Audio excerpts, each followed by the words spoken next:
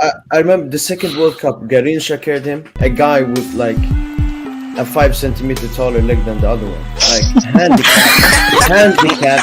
That they go to work in the morning as electricians. They play football. Nah, Man, it's a layup.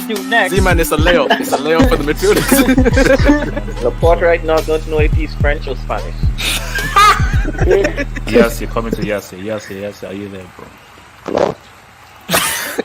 Oh man. Oh shit.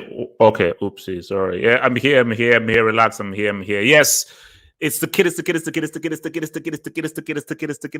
With here with some warm hot milk, man. Let me take a sip. It's gonna be interesting. So let me just give you a little bit of a hint of what's going to be happening on the show tonight, man. So we're going to talk about Man United, but specifically Coutinho. Coutinho lives. His first game in Barcelona Villa, Coutinho puts the dagger into Man United, and Man United, the struggle is real. Ragball will now be struggling to make top. We'll now do an insight into the issues at Boychester Divided. We're going to talk Lukaku.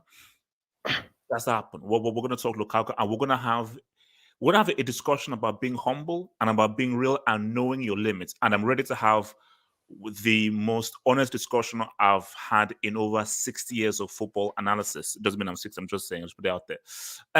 We're also going to talk about the Premier League. So if you're an EPL merchant, you might want to tune out to this because this one might offend you.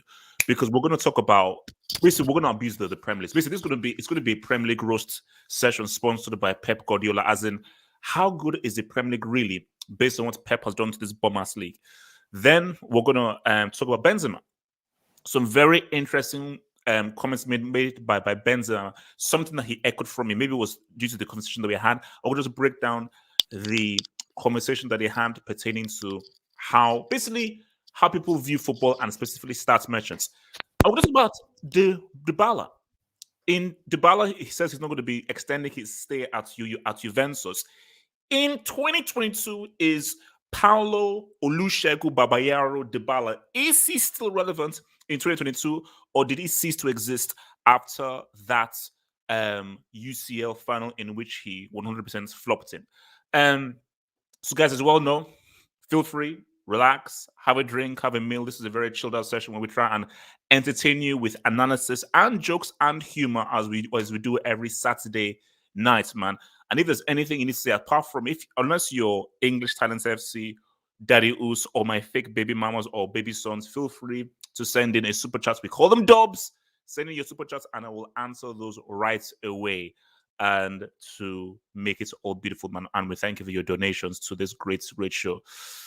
How's everybody doing, man? Is everyone doing great?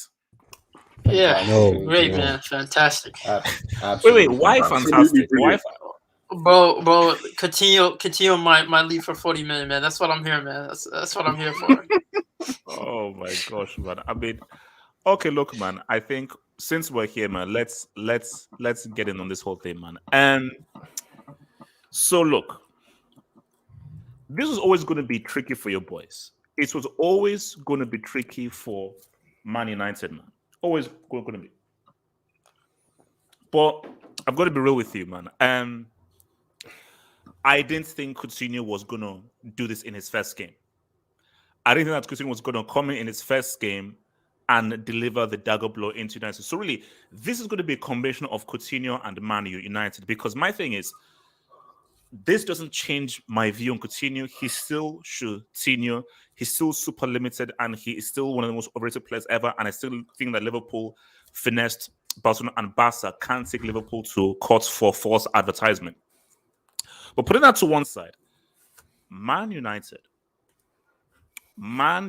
from 2-0 up to 2-0, we have to have a serious discussion as to what is happening to this freaking club, man.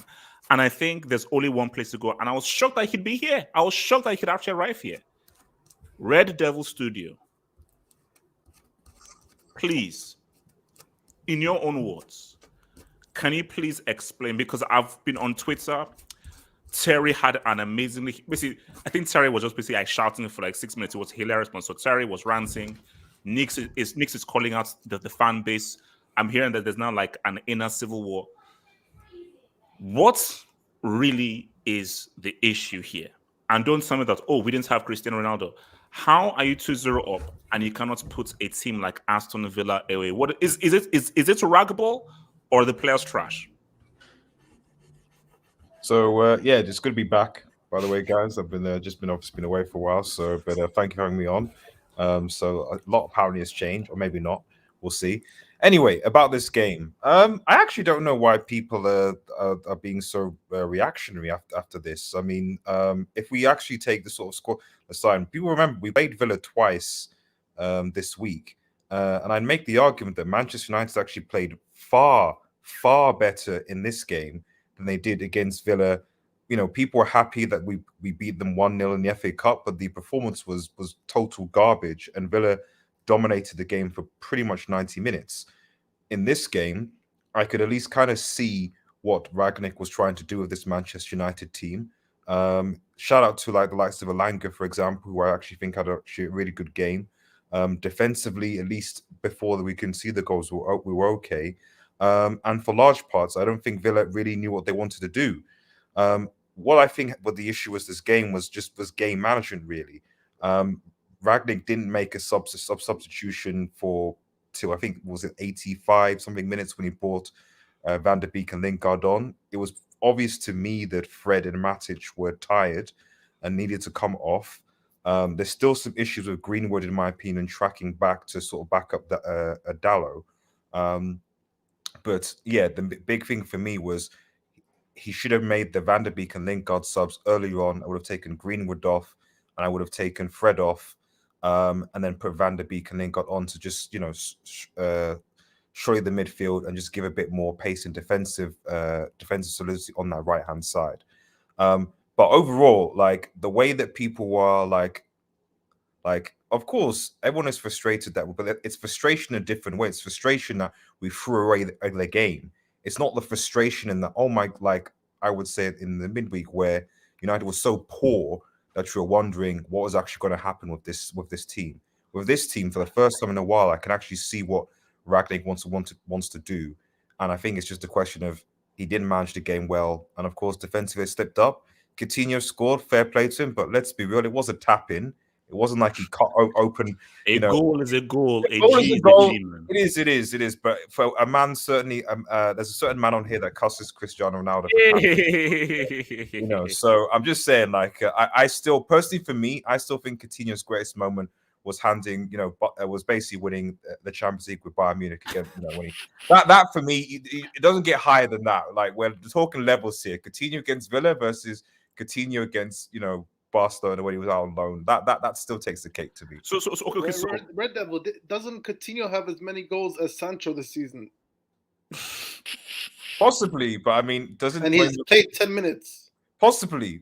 You might have a problem. You might actually. Red Devil is not a probably. Possibly say yes right. or a no. Does he have as many goals? Abdul, you stole my line, man. The only thing I would say is that Abdul is but RDS. Yeah, go on. There isn't, so you don't think there's a major issue at United? Like you're like, hey, like, you know, there's nothing to panic about. Of course, they're clearly issues. There's always been issues at Manchester United, but I'm focusing specifically on this game. What I've seen United this week. We played Villa 2 times this week. So are people criticizing the performance because this performance was far better? Bearing in mind that we picked 2 strong teams in both games. So it wasn't like we picked, like, if anything, you could make a case that this was, in quote, Manchester United's B team compared to their A team midweek, you know. But we played far better in this game. I bet they threw away the game than we did in Villa when we were practically dominated for 90 minutes and we just but do you now see what the issue is exactly with what you just said? Is that you're lowering the benchmark? No, I'm not lowering the benchmark. I grew up watching. It's about no. We beat Villa. Not about no. You know. Come on. That's what you know. I mean, even you said like, okay, you guys won the Champions League for Chelsea. So, but like at some point, if you play a certain way at a certain level, it's going to catch up to you. And we've seen that obviously with, and we'll get to Lukaku and Chelsea at a later point, but we've seen that where like you play a particular way, at some point it's going to bite you in the butt. So for me, the most important thing for Manchester United is actually having sustainable, solid performances. You can't just get away with just fluke, Vibe FC kind of like individual brilliance performances that bail you out of games. At some point, collectively as a team, you have to actually perform and then improve your performances because you're not going to get away with it. So the positive that I take from this game, even though I'm obviously very disappointed that we threw away those points, is that the way that Manchester United played was a lot better. I can see at least what Rangnick is trying to do with this team. I think he dropped. I think he was because people forget Maguire was on the bench, and whatever you say, if Maguire and McTominay were starting those games, we lose the game to Villa anyway. So positive drops with Maguire and McTominay being out of this team. If all we need basically going forward is Rangnick to basically have a better game management with this team. But fundamentally, as Rangnick said at the start of this, and I think people seem to forget, is that the whole point of gegenpress is that you need a degree of fitness and longevity to do that press. At the start of this game, United tried to do that, but it's clear that the players aren't fit, or at least at this moment in time, aren't fit to be able to do that. Now, with a pre-season, with time, like Liverpool, they can do that. But it's of course, it's unreasonable to assume that halfway through a season, Ralph Rangnick was suddenly going to get these United players who are not fit and have not pressed to save their life to be high press fitting machines. Of course, that wasn't going to happen, you know. Okay. So, you know, that's my 2 cents. So I test. You've put your name in as free agent. Can you please explain? Because from what we're I test is he? If there's something positive. Okay, first of all, I'm going to break down the situation at the club because it's getting deep right now. Yeah? I think it's time to just admit the club, Man United, is finished. It's done. This is the level now. Yes. Come on, that's a message to the United. That's extreme. Well done. This is a message to the United fan base, man. There's no point discussing how we could improve, what managers we should get, what players we should get to improve. United, I do not see this club winning another Premier League or Champions League for another 20, 30 years. Oh, relax. Wait, I test. Because Why do you have your name as free agent, by the way? I'll get to that big man. Okay. Yeah, I'll get to that big man. Yeah? But the issue is, we all know there's a big issue, and that's the Glazers, man. It's been an issue for a very long time. And not only that, is the mentality and the culture at the club. Listen, I'm not a big fan of Cristiano as a player on the pitch in 2022. But that interview that he had, he was spitting big facts.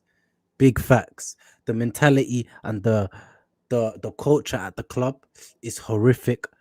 He didn't say that specifically, but you could tell that's what he meant. That the mentality with amongst the players is horrible. He didn't say that, but you could tell he was getting to that. Yeah, the youngsters, the mentality is not there. Yeah, the culture isn't there. They don't have a winning culture. But Ronaldo, I respect as in terms of his mentality. I respect him, and we need him in terms of his mentality. But footballing wise, we don't need him. But that's a big issue at the club, the mentality, the culture, and that needs to go before the club could improve. But that won't go because the Glazers are another issue which will never be solved. People could say, we could go on strike, we could do this, we could do that, but that's never gonna happen. It's not realistic. Wait, free agent. If there's an issue that can't be solved, like I disagree, free agent. Oh, go on, Jujima, go on. Oh yeah, so first of all, I think it was inappropriate for Ronaldo to go out and talk about other players in his team. Like the guy is almost 40. I don't know why this is what he expects from. That's ages, bro. That's true. But it's like he should know better, not to put. He's throwing everyone under the bus, so he should just keep this inside. It should be in the locker room, not outside so, for everyone. I believe these players need it. No. Who gave Ronaldo like the title to go and inspire everyone? No one put him in charge. He's a self-proclaimed leader. Look, no one put you in charge. Just tap in from 5 years and continue with your life. Bro, listen, as much I don't like him as a player, but he's got the medal trophy cabinet. No, he's got the career. He's the leader true. of this team. I don't care if he doesn't have the armband, but he should be the leader. Yeah. No, yeah, true. But no, I disagree. First of all, United cannot be taken seriously with the 37-year-old or how Ronaldo is as their main guy. That's the first thing, and because first of all, the whole manager, he's known for the pressing, for his pressing game, and you have Ronaldo. Let's be honest. I mean, he can press, but he cannot do it for 90 minutes. So it's like this player doesn't even fit the coach system. Yeah, sorry, Jujman, sorry to interrupt you, Juma, but like I don't know, like one of the things that I don't understand is that like with any other manager, everyone will always say, "Oh, he needs to get the players in order for him to play the particular system he wants to play." We did that with Tuchel, we did with every other manager. He said from time when he came to club, this is how he plays. The high press to football is coming midway through the season. What I don't understand is why is it that Ragnick, people saying, why are people not saying for Ragnick, if he's going to stay in the season, that he should be allowed to get or be back? Because according to reports, actually, he's actually frustrated because he was promised he was going to get players in January. Why are people not saying to him, why can't he get his players to play his pressing system? Yes. And use with scraps. That's what I understand. But go on, Juju, man. Yes, that's true. And the other thing I'm looking at him here, the problem is obvious. Look, people can hate him or everything. The problem is they're trying to walk around Ronaldo, fitting him in this system, and they're using his goals as a reason to keep him playing. But it doesn't fit the system. He didn't play today, so I won't go in on Ronaldo. But the other thing with, for example, free agent, you say like the players like I'm seeing like Jadon Sancho and Greenwood getting a lot of stick, and the other players getting a lot. And I mean, Rashford has not been playing well, but I think it's not okay for the young players to sacrifice their careers for a guy who's like has 1 or 2 years max at the top. I would say even 1 year at the top. So I think he was talking about their mentality. The desire. He was talking about their desire to improve, doing extra training sessions. But that, man. True, but but free agent. Ronaldo can't be giving everyone a lecture here about the mentality when he's dropping some of this game. He's dropping a 2 out of 10 performance. Like he needs to. Anyway, just to finish off, yeah. This is like as I was saying. These are the issues at the club, the culture, the mentality, and you could tell the players aren't giving 100%. So this is my message to the United fan base. We could see clearly that the players aren't giving 100%. The owners aren't giving 100%. They're down tooling. So why don't we down tool as fans? This is what I'm doing right now. Wait. Agent, no. Why don't we down tool as fans? Just last comment. Yeah, I think Man United improve. I honestly think they're improving and look better. The problem is I think they need to put more focus on like guys like Jesse Lingard should be getting more game time. I think they should be giving. He's off. Lingard is off, man. He's off. Yeah, I think they should be giving like, because you see some of the players are low in confidence. You give them, especially like the young guys. I think they should like give them more effort instead of focusing on. I mean, Ronaldo scores, but you need to like think more than this year or this season. Think a long time. So it's like I think they need to be giving the players more opportunity, and less criticism. Like at the beginning of the season, it was Sancho. Now I'm hearing like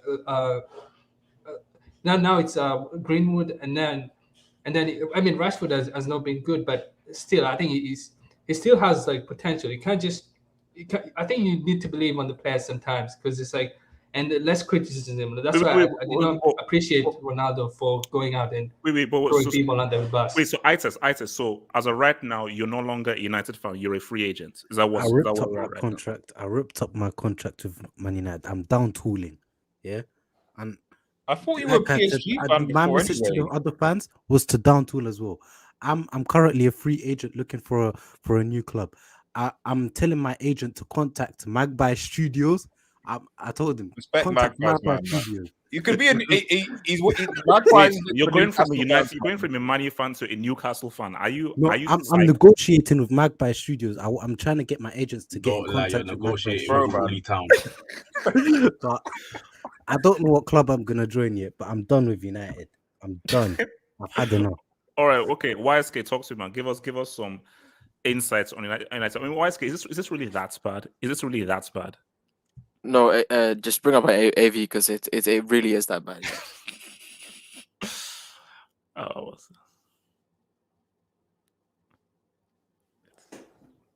yeah, I don't disagree. Yeah,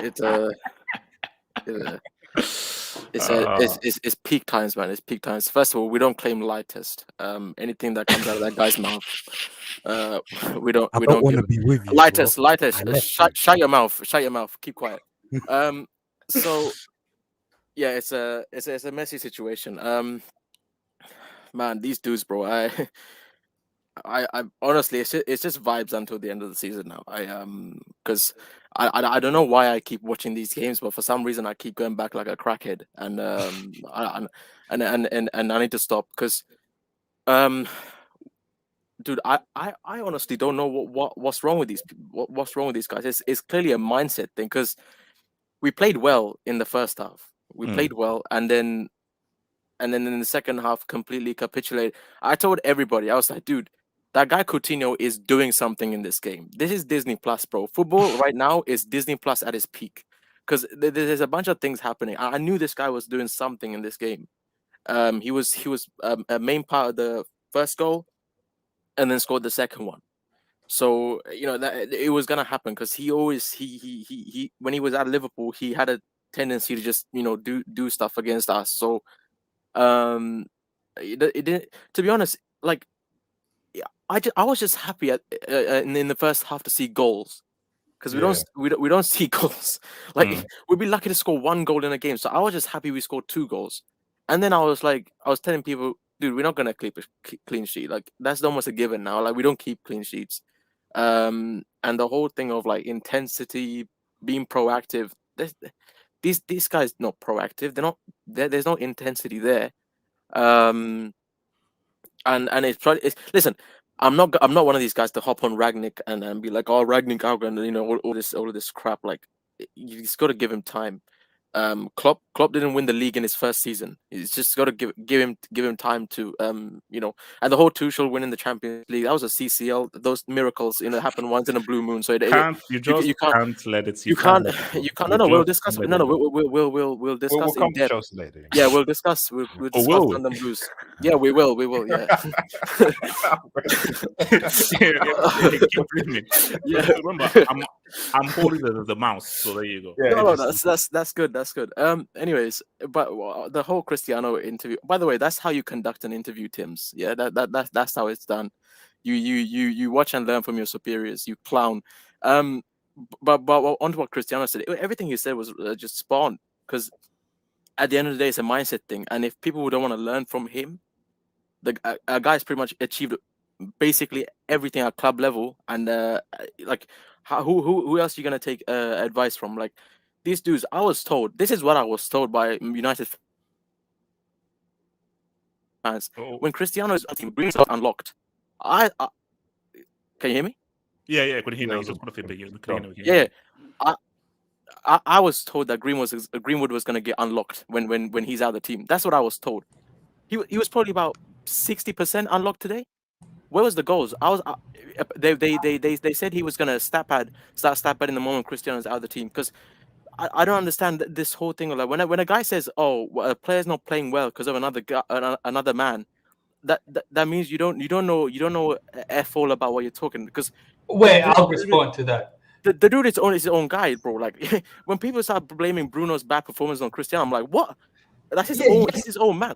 How are you supposed to perform bad? Like you decide it's a mindset things that you play well to what you're given with. Otherwise, you're what, a system merchant, or you have to rely on a certain dude to play it. Something like that.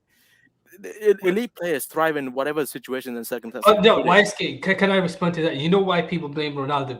Let's be honest. This Man United team, they have a hierarchy. Like if Ronaldo can just go out and do an interview and like throw out with there's a hierarchy, and Ronaldo is at the top of that hierarchy. Let's be honest. Let's not kid ourselves here. So, like, you want to, like, as a player, you want to be like on the good side of Ronaldo. This is politics. Club politics is everywhere. You have to be on the good side of Ronaldo. That's why when players say, "Oh, he's playing bad because of Ronaldo," it's because the team is trying to accommodate Ronaldo. Even though I think there would be, I think what's it called? Other players would be,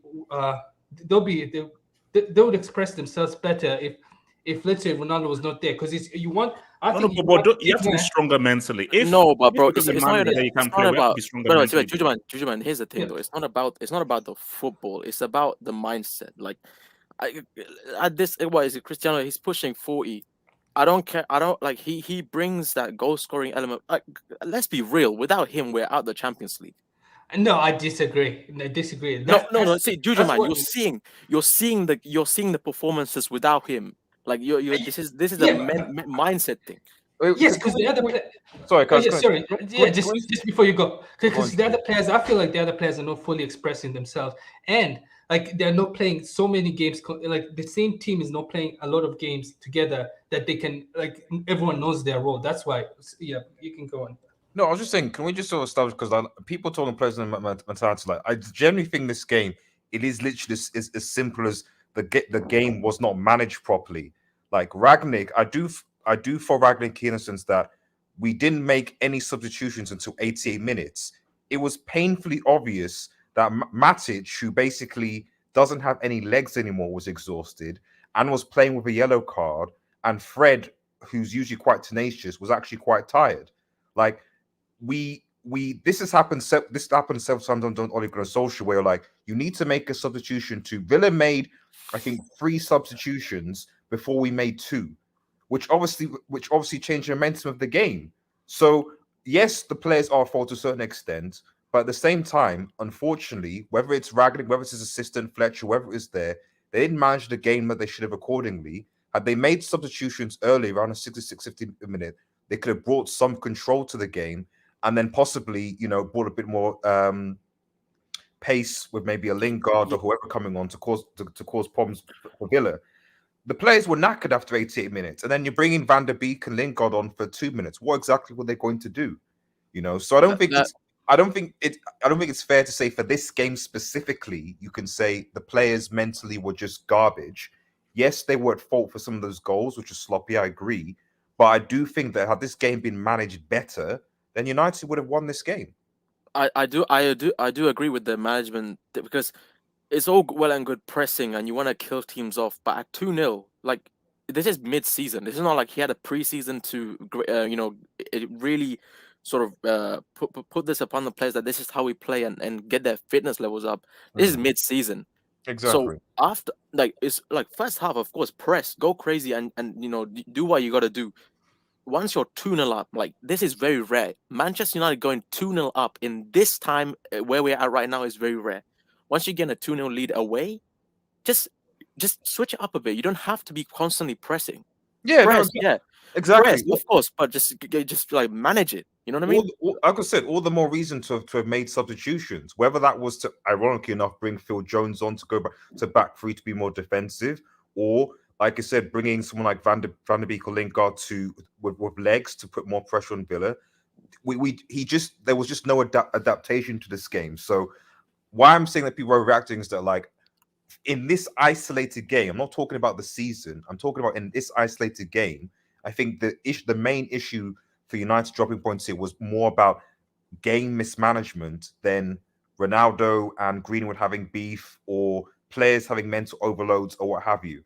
Maybe in previous games, okay, cool, we can talk about that. But in this game specifically, I think this was more of a game management issue more than anything.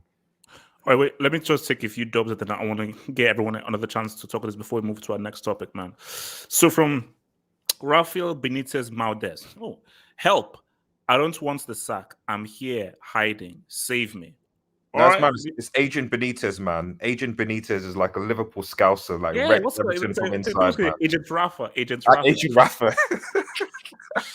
As I saved your spot, man. So Adars 3 says Lingard should have gone to West Ham United for champ.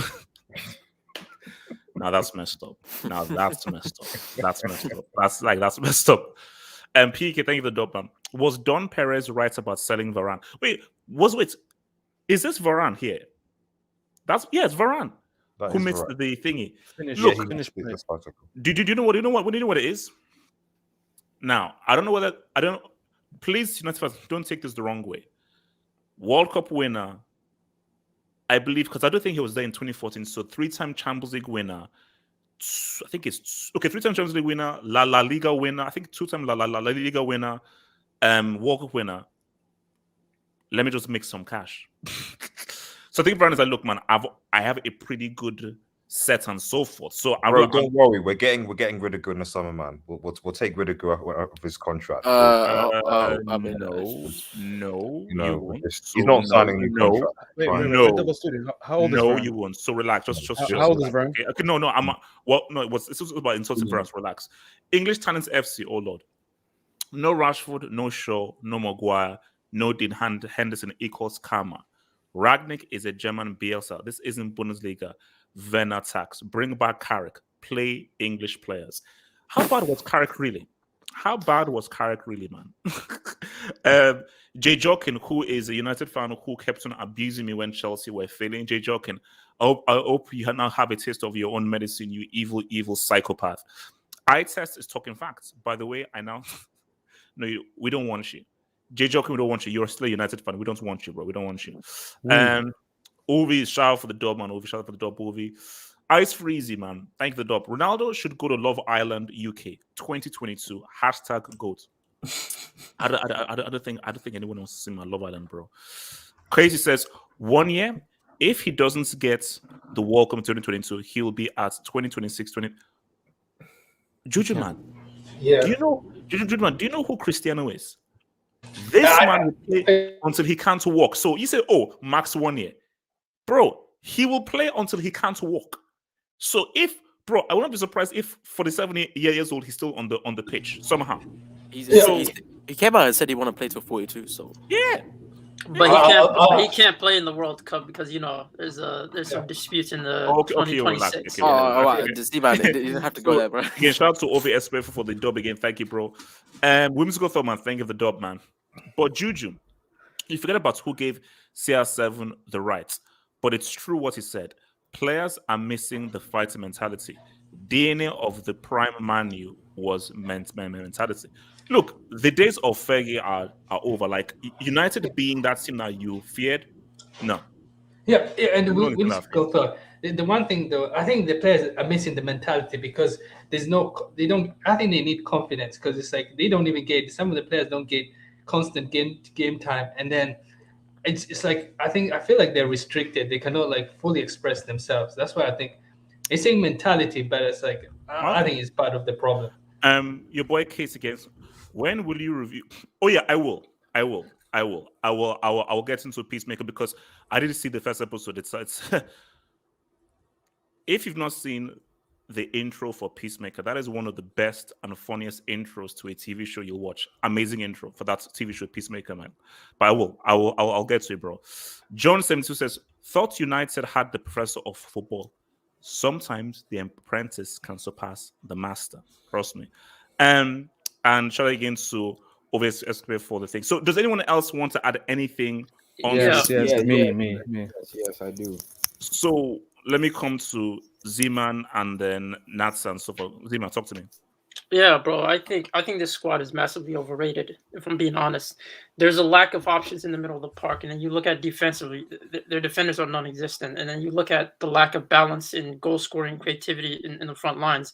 But I don't think that's the major problem. Everyone's talking about the symptoms. The major problem here is their organizational structure and ownership, bro. Their owners do not care. And you look at the fact that, you look at their transfer plans. You bought Cristiano Ronaldo out of panic because he's going to go to Man City.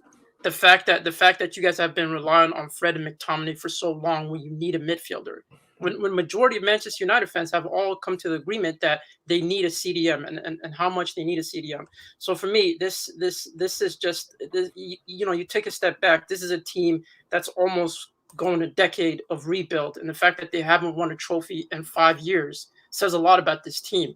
I just feel like everyone's talking about the small, minute details when in reality, this is an ownership problem. The only time the owners care is when Manchester United fans seem unsettled. So that's the only time they actually care. So for me, that's the major problem. All these is it the players? Is it the management? Is it the manager? Is it his tactics? All of these are just small, minute details compared to the overarching problem, which is their organization and ownership. So in terms of Coutinho, I want to talk about my boy Coutinho, man. My boy Coutinho, right? He scored a goal and he almost had an assist. I counted as an assist, which is relatively the same thing that Sancho's doing at Manchester United, but he's not worth 90. He's only a loan. And I hope he keeps this up, even though I still hold ground that Coutinho's an overrated player. So yeah, shout out to Coutinho, man. So you don't want Coutinho back at Barca? You don't think? No. This is my problem. This is my problem with people that say Barca killed Coutinho, bro. A 17-year-old Pedri stole his spot. That's facts. A 17-year-old. So Zeman, do you think if Coutinho keeps on balling on his loan that he'll come back into the Barcelona team? Because obviously, if he does well on his loan, then maybe like Xavi might think, maybe I should. No, it's done. It's done. Xavi doesn't rate the dude, bro. Xavi does not rate this dude over. one bit. It's over for Coutinho. Okay, all right. So what's it called? Nata, talk to me, man. Hello, guys. It's very nice to be back, indeed. Why you call yourself? Because I don't know. I just call myself the real Nasa because I'm weird. Anyway, I think I was gone 4 months ago, and at that time United was shit. I was gone. Oli got sacked. They got the professor called, what was his name again, Samuel? I forgot his name. Ragnarok. Ragnarok. Yeah. That was his name. The show. Watch your language. Well, I didn't say anything. I said the word. I didn't say that word. Calm down. Anyway, yep. He came. He did. They said that United are back. He was gonna be the new revolutionary guy for them, and then they're still freaking conceding goals to 100 million flop. And can I just talk about this guy called Varane? Because I said Varane was shit a long time ago, and people were making fun of me. And right now, he's shown why he's actually a pace merchant and relies on his pace to defend, and was holding hands with Varane. Was holding hands with Ramos all his life. So what about the World Cup? Ramos wasn't at the World Cup when he won the World Cup. That just shows how shit the World Cup is. So well, I said what I said. United, I know you have the CL. You're the biggest club in England. You'll have the history, but the future's for us. And I'm sorry, Red Devil Studio, YSK, Jackson. The future's for Manchester City. I am very sorry. Can I just clarify? Go on, Red Devil. I want to clarify an answer just one quick thing. In your Abbey, because I think Abbey is quite close in your Abbey. Your manager in your Abbey is currently kissing a trophy. Now, I don't understand because is that a trophy that he won for your club or no, I don't understand this image. Because I'm confused. Like, because maybe I'm colorblind because I see yellow and red. Yes, I see yellow and red as well. Wait, is yellow the new white and is red the new blue? That's what I was thinking. So I'm. That's why. Wait, no. Red Devil. I think I know where NASA's. I think this is from the future. Oh yes, the future. Yeah, I think this is from the future. Yeah, I think this is from the future. I see. Damn. That makes sense. Oh, yeah, it's from the future. It's from the future. Yeah. Okay, cool. Okay. See, now I get it. Now I get it. Yeah. I get it. Can I speak on this piece now? Samuel, go take it away. It's unfortunate that Yasser Saeed is not here. All that talk when we drew against Arsenal. Oh my days. Anyways, let's talk about Ragnarok. This kind of very good name, by the way. Very good name. Stupid football that Man United are playing. I always knew that Aston Villa were going to come back. First of all, let's talk about the rule. Steven Gerrard actually got it wrong in the first half. Let's be real. He actually got it wrong. He made it up in the second half because this second half, Aston Villa for I guess the last 30 minutes dominated. How did you let 145 million flop run you ragged? Well, they didn't make any substitutions though, did they? Doesn't matter what 11 players you're playing. No. You bring on if you're bringing on a fit player and you have 11 players that played for 70 minutes, you obviously need to make a substitution because the players Okay, that made whose fault is that? 7 minutes need to obviously play. Like, Whose come fault is on. that? Like, Whose yeah, fault that's is the that? manager. That's the manager's fault. I've said that. And that's what I'm talking about. Ragnarok. Yeah. Go on. That's it. That's his fault. Yeah, he you're had right. Matic on a yellow card. Yeah. Who I think he got it early in the game. He couldn't do much in the game. Why don't you take him off and put on Van der Beek? You can actually control the game because that game was going away. I actually thought Aston Villa will score the winner at one point. To be honest, if there was like 10 minutes more left, but obviously 90 minutes up 2-2, whatnot.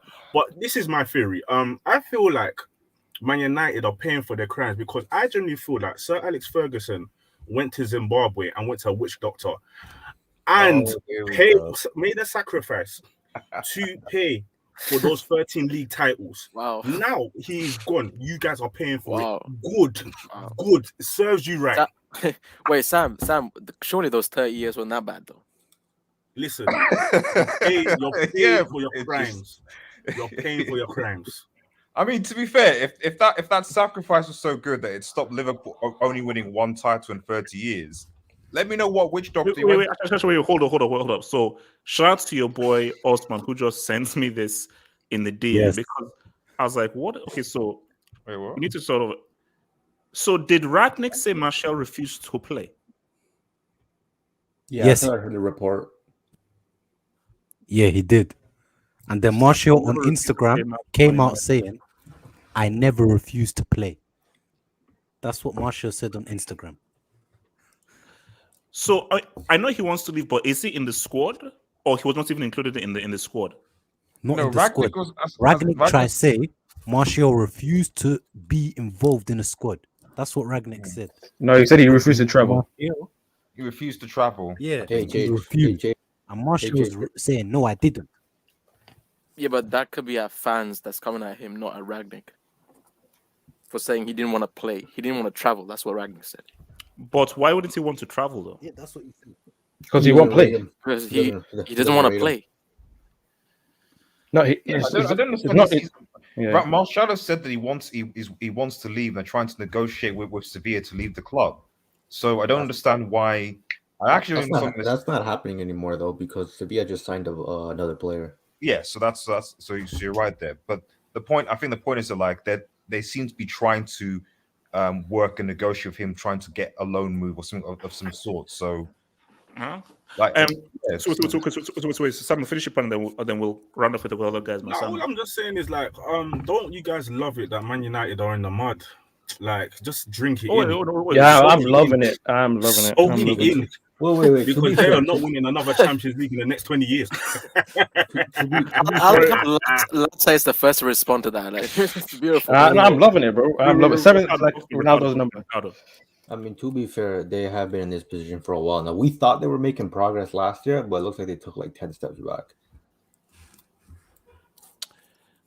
Look, I mean, for you, as I said again, Feggy tax, man. Feggy tax. Yeah, to say one thing, I don't think it's as bad. Like I watch United like once in a while, and today I watched the past once in a while.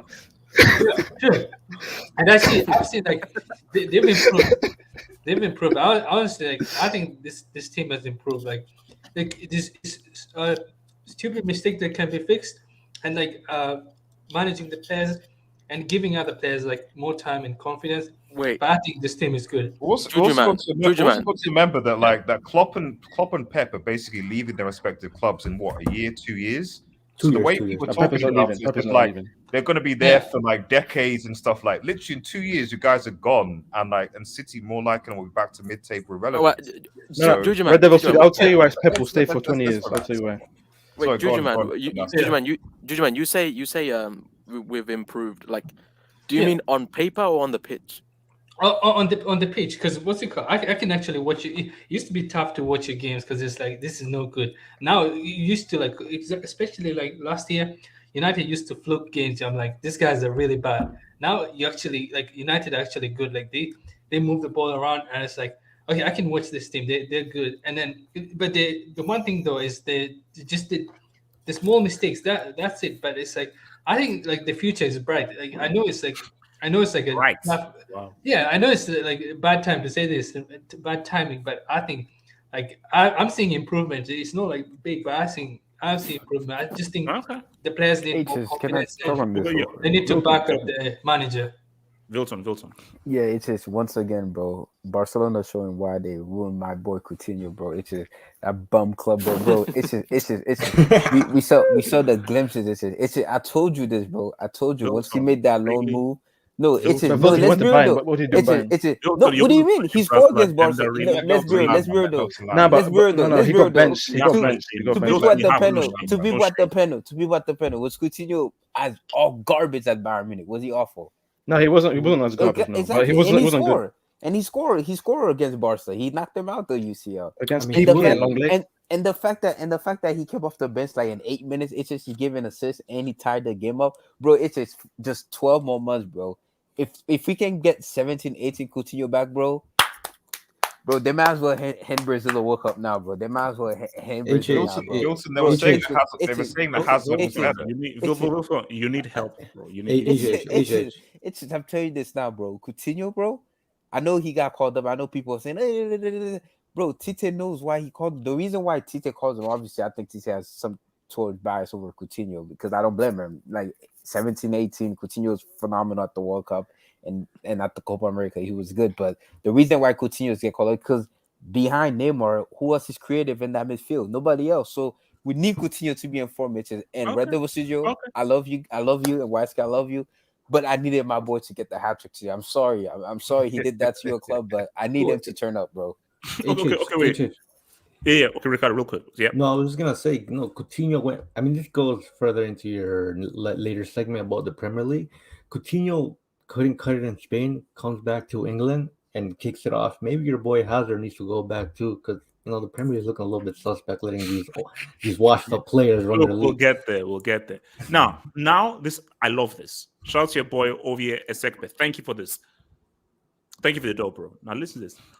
Jose's stock going up with every season. New manager, rebuild of the old rebuild at Man United. Still the most successful manager since Fergie. Because I love this. Man. Because I remember when people abused, because that's when United thought that they were like big time. And said, oh, what are you doing? And then you abuse Mourinho and so forth. Oh, Magpies told me that there was a clip that of you talking about Mourinho at Manchester United.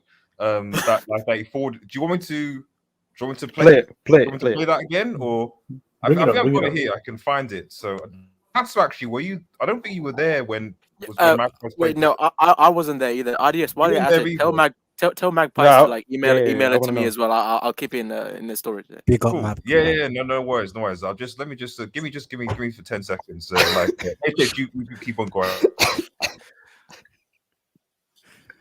Sorry, HH, you were saying, carry on, please. My guy froze. He hasn't moved. Like, what's wrong with you people? What is wrong with you? You people. No, HH, make your point. What were you gonna say? From Taku NN, who says the Us getting the Moriba treatment very soon. G Romero will take the Us.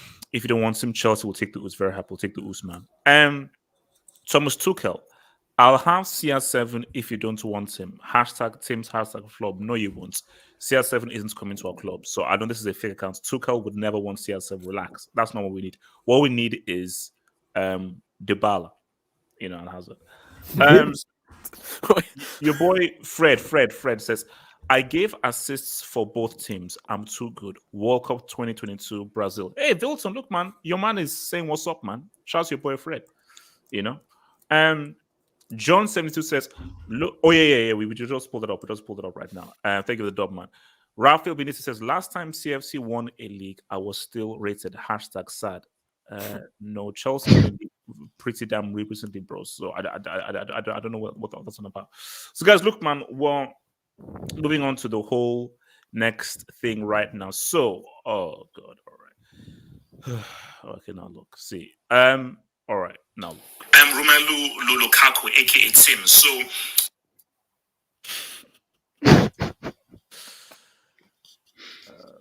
Okay, now look.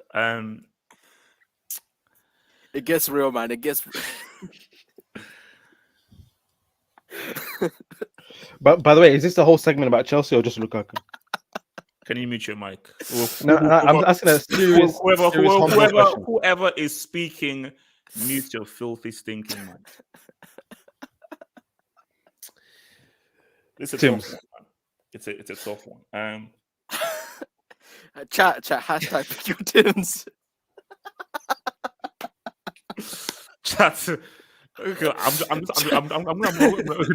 ignore the streets. Why is he a big guy? You see, guys. You see, there's a thing called knowing your limits, and I think there's a thing called karma. And Lukaku will first of all regret giving that interview, and second of all, Lukaku will now realize that only act big when you know you're big. Don't act big when you don't know that you're really that big. You had a great thing at Inter. After the horror show at United, when you were given the name Tims, you were finally given respite. You don't leave after you have one great season. Great season, let me stay. This works for me. This is good for me. But in that interview, it showed that he overestimated himself. And I really do feel that Lukaku thinks he's better than he truly is. And one of the key things in life, and it's very hard for some people, one of the key things in life is know your limits. Know how good you are. And know what you can do and know what you can't do. Because the issue that Lukaku is going to face is that ever since that interview, unless he balls out, people will say, oh, but you said that, you're good enough to play for Barcelona, Real Madrid. Oh, but you said that you're that. Oh, and I just feel like if Lukaku is now going to come to a stage where he knows deep down that, man, I should have stayed at Inter Milan. But the issue is that you have messed things up for yourself because Inter are balling. They are on their way to winning another Serie title. And I do feel like it could be 50-50 between them and Liverpool in the freaking Champions League. So, and Dzeko is doing wonders. So Inter have moved on from you. Because here's the thing for Lukaku, this is what you have to understand. When he had that season for Inter Milan, he was like, boom, I'm the man. Pay me that money. Whereas instead, if somebody was advising him as a Lukaku, humble yourself. Inter are in a difficult position. If you love this club, one, but secondly, if you now appreciate that you're now in a good place and you want to maintain being in a good place, accept what they give you. Because I'm sure whatever contract they gave you could have lived off of that. But because he had that season and he believed that I'm now an elite striker who can now play for Barca or Real Madrid, I feel like if I'm deserved more, fine. So Chelsea, I'm going to come to Chelsea and do, okay, fine. Where are the goals?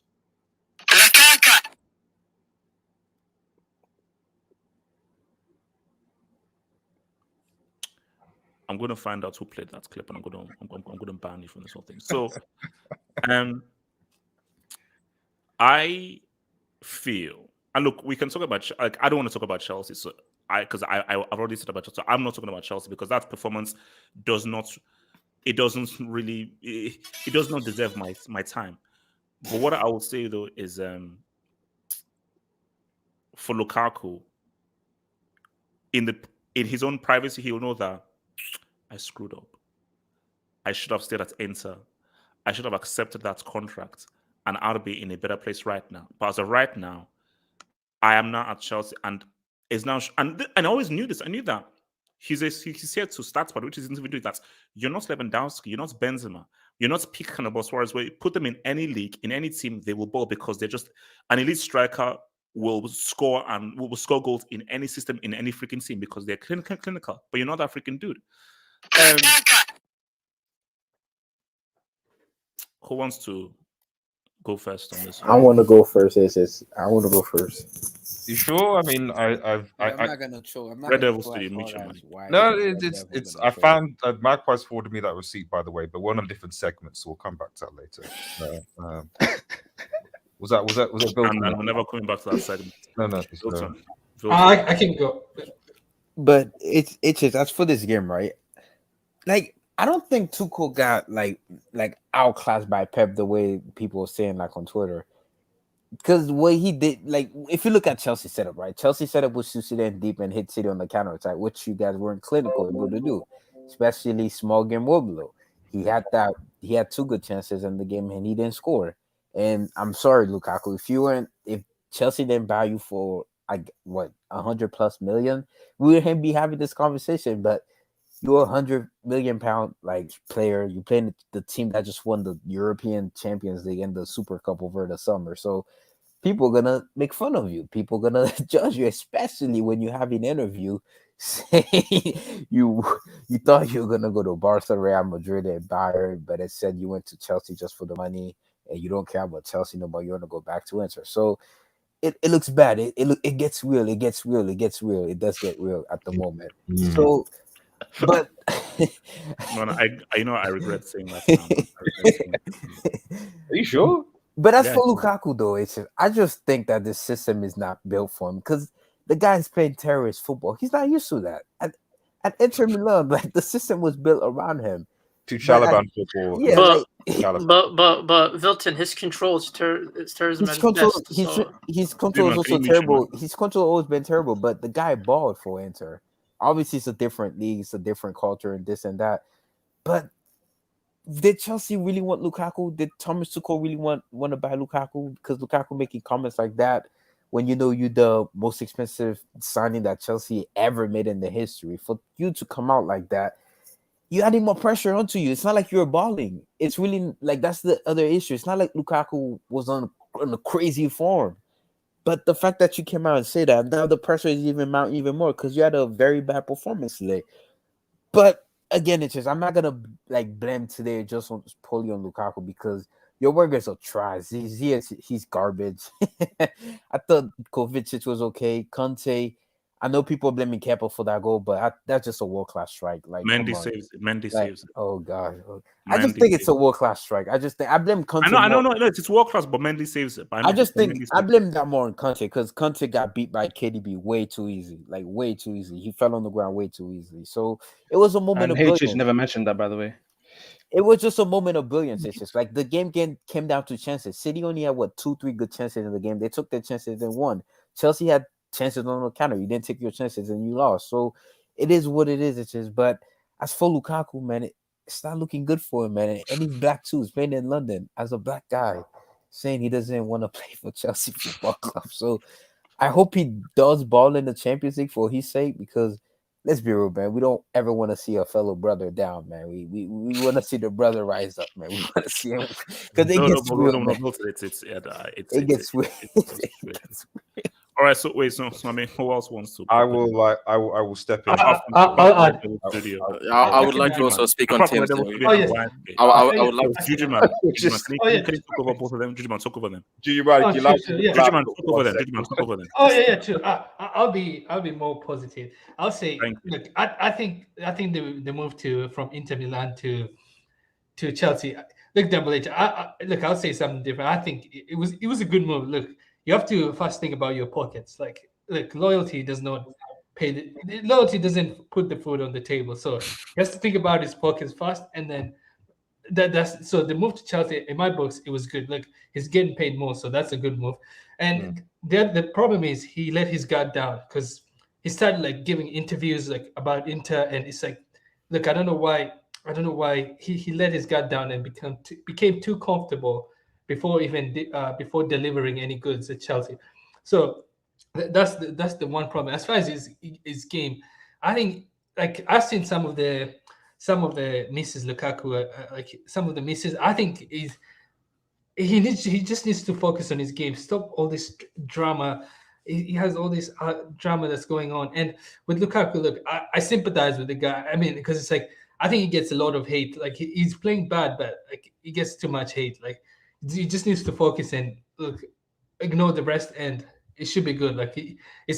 Most of the players that are down, I think it's mostly up to the confidence, because some of the chances he missed today, I saw him score last year. So I think I'll still give him more chance. Okay, so you still feel like if he should have moved to Chelsea. Yes. And then I think the Chelsea move was right. Look, you have to move if like No. he has But limited time. Yeah. you should only move when you are really that dude, and you believe that you are truly elite and a top striker.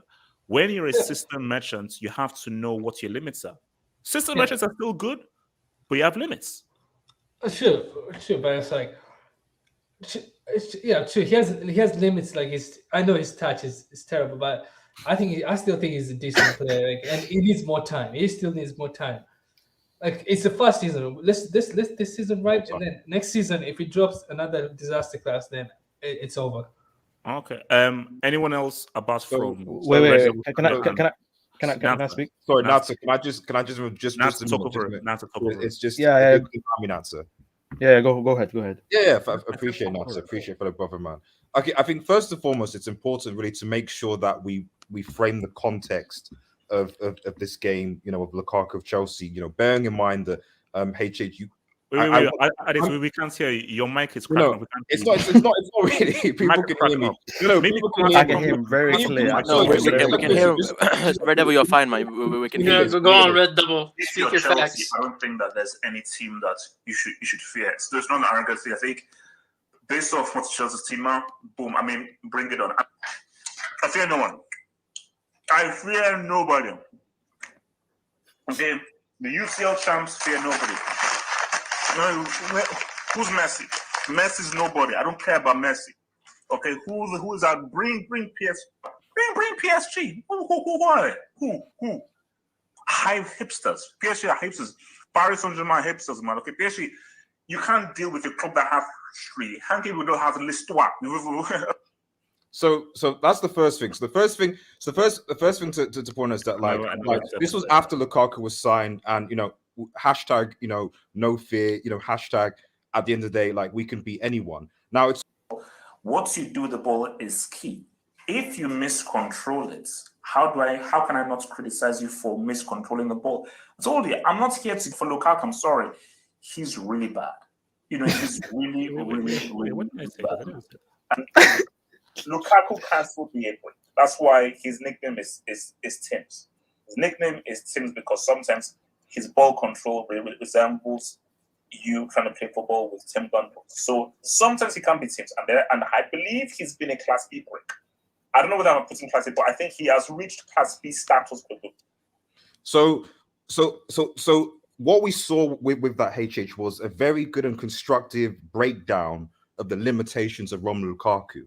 Now, whether he's still in Class B or Class A, I don't know. I'm not sure where he is in the ranking system that we see in academy right now.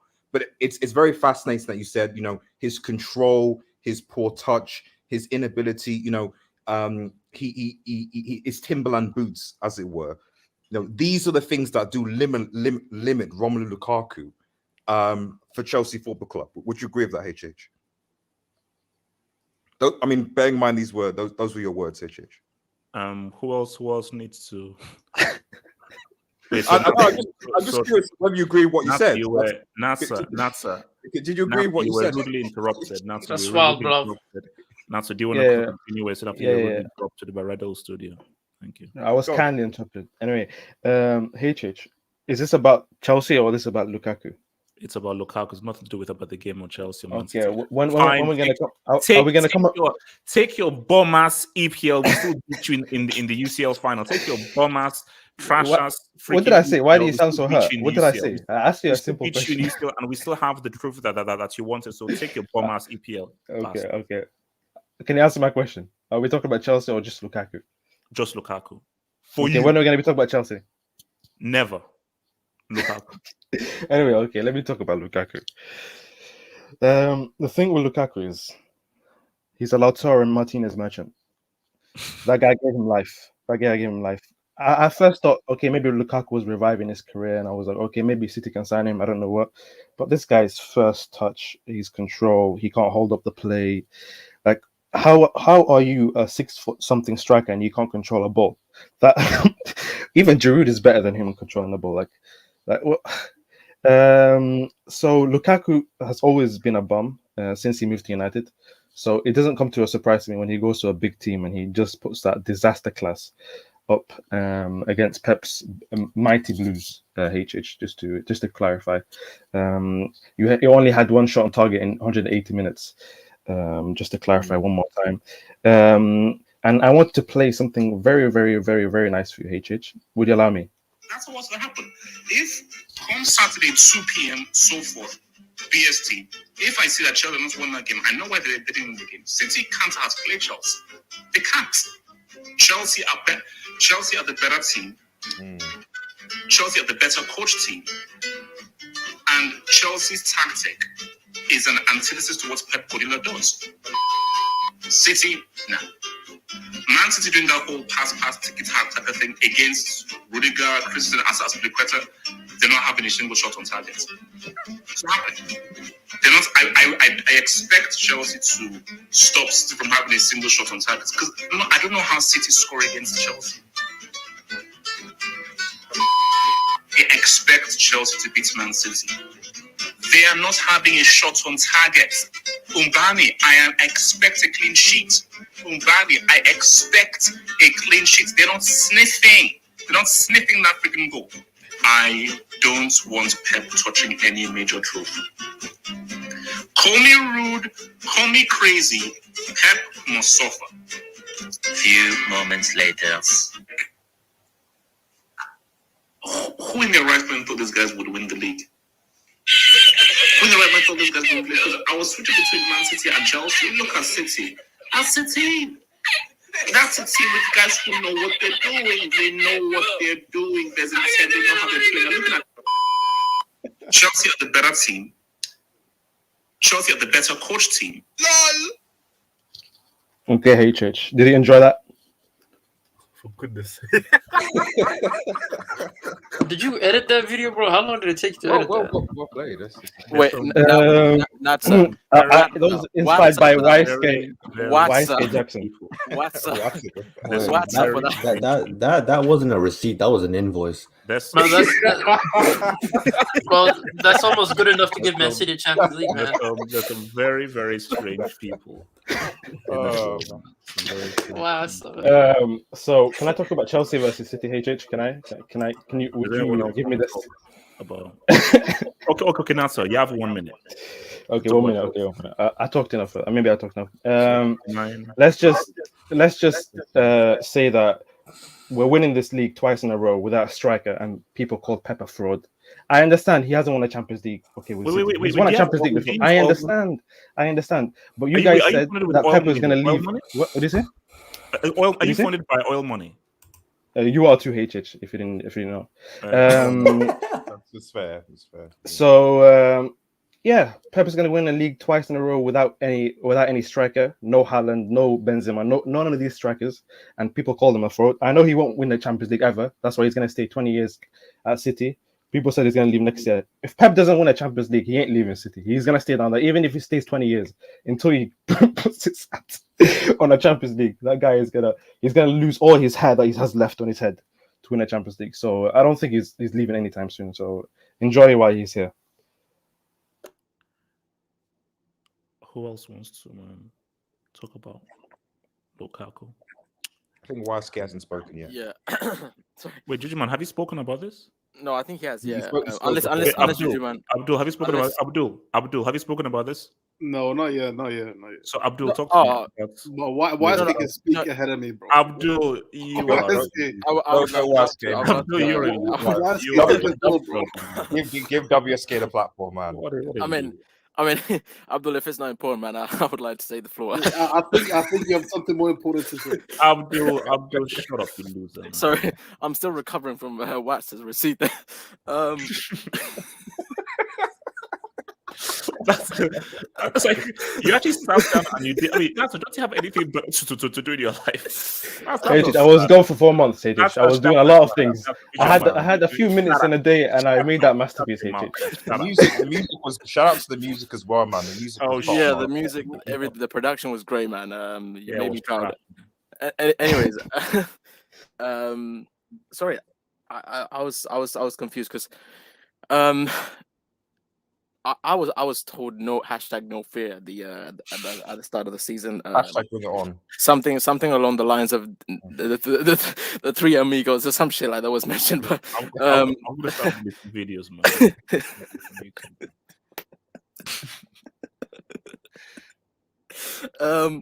Now, again, I'm gonna pay respect. I don't want to trouble. No. Why is no more receipts? Come on, please. Man, Forward. Forward said some stuff, and Forward has said some stuff. Hey, Church.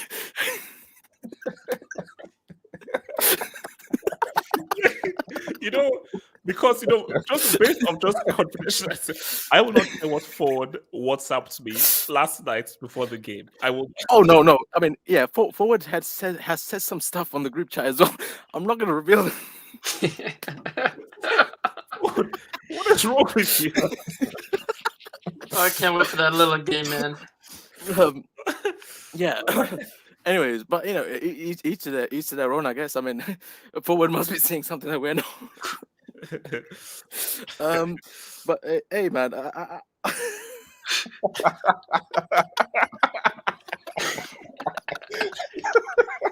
Well, that has to go down as one of the greatest names, bro.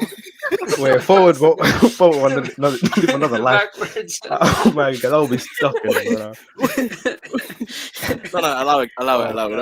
We don't want this to be a Forward roast session, man. I mean, the guy's not even here. But That's because if you roast someone, they have to be here when yeah. Okay, but no. Get on with it, man. Get on with it, man. I was taught a bunch of hashtags, full strength, fear no one, and I was also told this about a certain Luke Skywalker. Hold on, we're coming home like Drake. We're coming home, guys. What's up? We're coming. We're coming. The boys are coming. CFC coming. Luke Skywalker, the Edge season. The season of the Edge. What's it called? Is it the Zenith or Mama? I don't ever get a damn who are facing. Okay? The UCL boys are back. The UCL winners are back. After beating the living crap out of Pep's team, we're back to say what's up. And guys, this is going to be a huge year because I want all the trophies. We already have the Super Cup. We've got the Champions League. We've got the Super Cup. We're going to get that Club World Cup as well. And we're coming for the EPL. We're going to take the FA Cup as well. Sorry, I'm just gonna play that back again. Just that last bit. Shit, because I want all the trophies. We already have the Super Cup. We've got the Champions League. We've got the Super Cup. We're going to get that Club World Cup as well. And we're coming for the EPL. We're going to take the I'm just to play one more time. I don't know if the streets heard that well. One of the trophies. We already have the Super Cup. We've got the Champions League. We've got the Super Cup. We're going to get that Club World Cup as well. And we're coming for the EPL. We're going to take the FA Cup as well. So now, HH, I was going to carry on with that receipt, but could you like break down and give an in-depth analysis of what you meant? You're a very good singer, by the way. Yeah, I'm waiting for that album. What did you mean by we're coming for the EPL? Like, what did you mean by that? A few things. First of all, Red Devil, I'm not sharing that image because I deleted that tweet. No. I think it's important as an education. Red Devil, I will not share it. Red Devil, I'm not sharing it. Okay, come on, HH. Now, it's education. First of all, I've deleted this. I deleted this. I mean, the education here is really for everyone to see. Is like, do you still think that this is the case? With how because we're going in on Lukaku, but Ziyech, to be honest, was not great today either. So I think this conversation needs to be like, is this still the framework? Is this still what you think, HH? Is this still the right way we should be going about things? I'll ask a question. Do you think maybe Chelsea should change the managers because a lot of players are not playing well? No, Judgman, the manager is not the issue. I want to say a few things. So first of all, that image, let's just put up to one. The thing said greater than as well. It said it had the blue man and it said greater than to Ronaldo. And also, in terms of, because you asked about an album is getting released. No, because what's called basically, the guy, basically, Mo K, who is the German guy who did the intro, we're actually working on an album. So the first single is going to be dropping soon in about a week's time, called Dodd. So we're actually working on a full. Are you gonna respond to BD Core and is this? No. The yet on you? No, I'm not. So the album is going to drop very soon. But no, back to the point in hand. What did Yes. you mean by we're coming for the EPL? I just want to clarify that.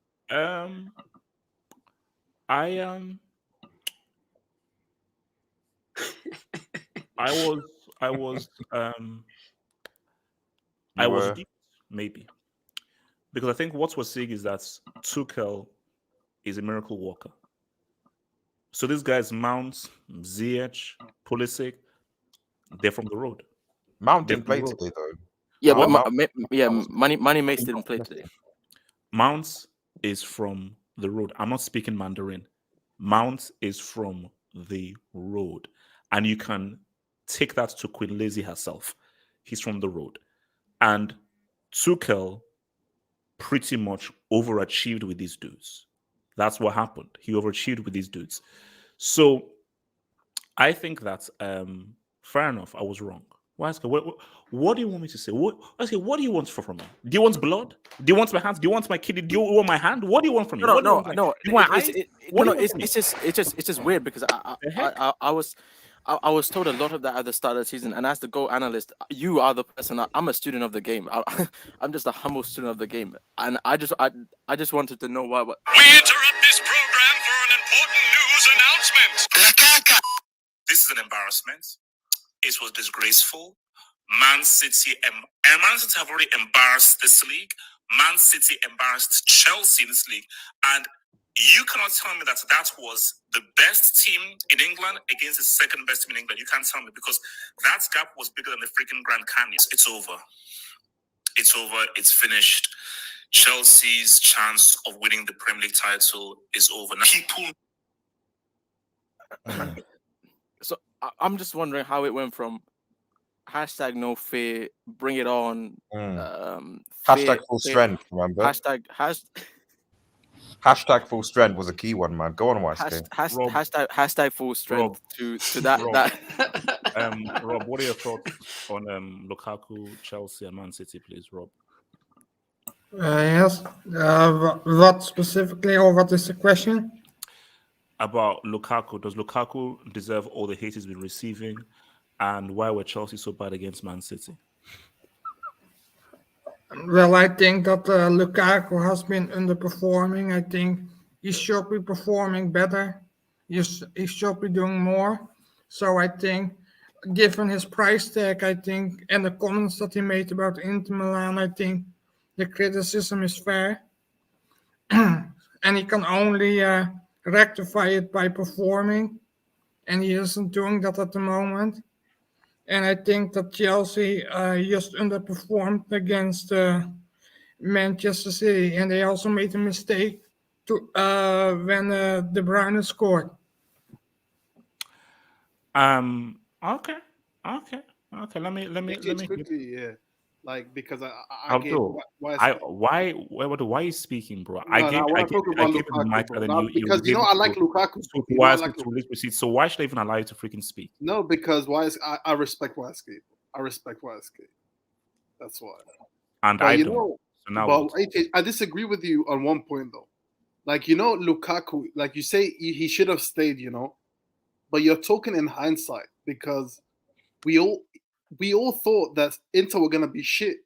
He even said himself, because of their financial problems, he even thought like they were gonna go downhill. True. So what's happened this season is surprising to everybody, including him. So you're saying, oh, look how good they're doing. Nobody expected this. Everybody was expecting Juve to walk the league. Allegri's back, True. So you're like, it's really like, it's easy to criticize his decision now in hindsight. But back in the summer, bro, we were all saying, oh, Inter, they're finished. One season wonders. Conte left. Hakimi left. Bro, like, it's tough. Like, I'm not going to criticize him now, because back in the summer, we all agreed with him leaving because it made the most sense. Yeah, it's true. Yeah, bro. Are you done?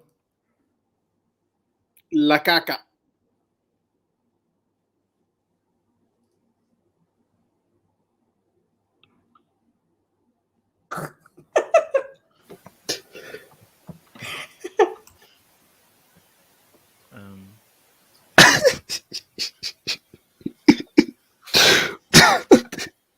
I Oh. like I don't know Lukaku Jeez, left man. foot in the personal game. Jesus Christ. Jay Jorkin says, can't wait for Lukaku's impossible What's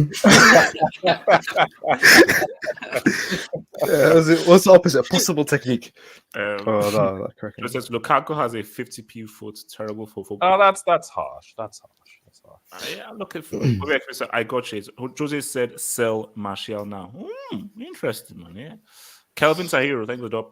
Hazard's mouth never gets injured because he's a domestic abuser. He was dribbling on the bench with his mouth, thinking about what he's going to eat as soon as the 90 minutes went.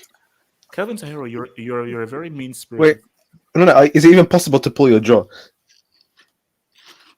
Like, how does that even make sense? I don't even. Natsa, nothing makes sense in this world. Nothing makes sense. Welcome to the Football Hot Universe. Nothing makes sense here. Romelu Lukaku. I want to congratulate Inter for winning this. What's it called? Casey says Timo is better than Tim's. His press is important. That is true. That is true. He does add value to this team structure. I don't give a damn how much that dumbass brainless piece of crap runs around. He also has Pressing isn't football. Okay? It's football. Yes, it is. It kind of is part of it. It's a part of the game. The modern game. It's kind of the point right now of football. It's like playing terrorism is not a part of football, but we still do it. Yeah, you know we can't hear you. Timo, your mic is like 5 miles. Your mic is like 5 meters away. We can't hear you.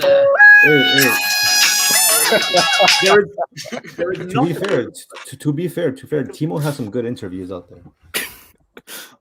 I mean, HH, you're a Mourinho fan. I don't think you know anything about pressing. So. Wait. What are you Nats weren't here for the Mourinho receipt. I'll play that later, man. That was yeah. No. Oh no, you won't, man. Oh no, you won't. Oh no, you try and play it and see how quickly I throw you out. So you try and play that Mourinho receipt. Chelsea perspective. Thank you for the dub, man.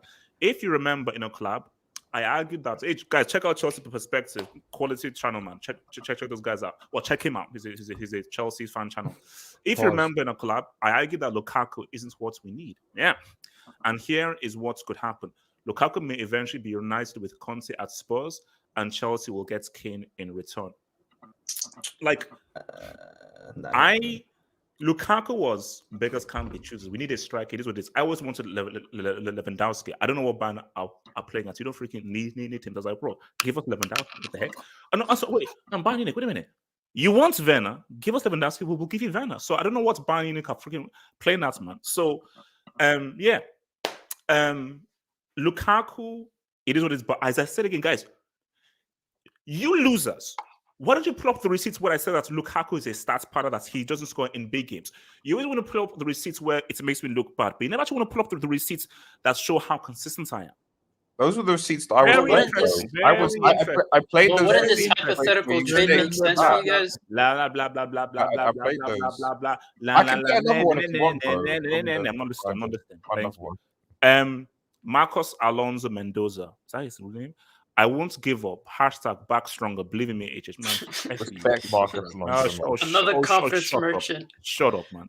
Detroit Rocksteady says, Hostage FC, have faith in Luke. He will, Detroit, you just relax, man. MT, who invited his friends from the Middle East to watch them lose to Chelsea, and you still found out he's still not reimbursed his friends from the Middle East. Reminder, HH Bob. I didn't. That's a lie. I didn't pop us out of note. I didn't do that. Was it the Chichester, wasn't it? No, I did. Marcus Alonso says, HH, don't let them bully you. I will win this. Oh, fuck you.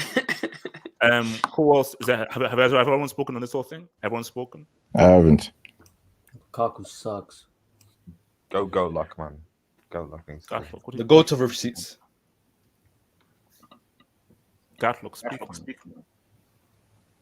RDS, that's I hope it doesn't, but like given the fact that Chelsea, there's no need to hope. Screw have hope. That's not happening. It's just more the fact that you have to, Chelsea have to play Liverpool and City, in the first weeks of Jan, and then they have difficult games again. And we'll cross the bridge when we get there. Who says we can't beat City and Liverpool? Who says we can't beat those guys?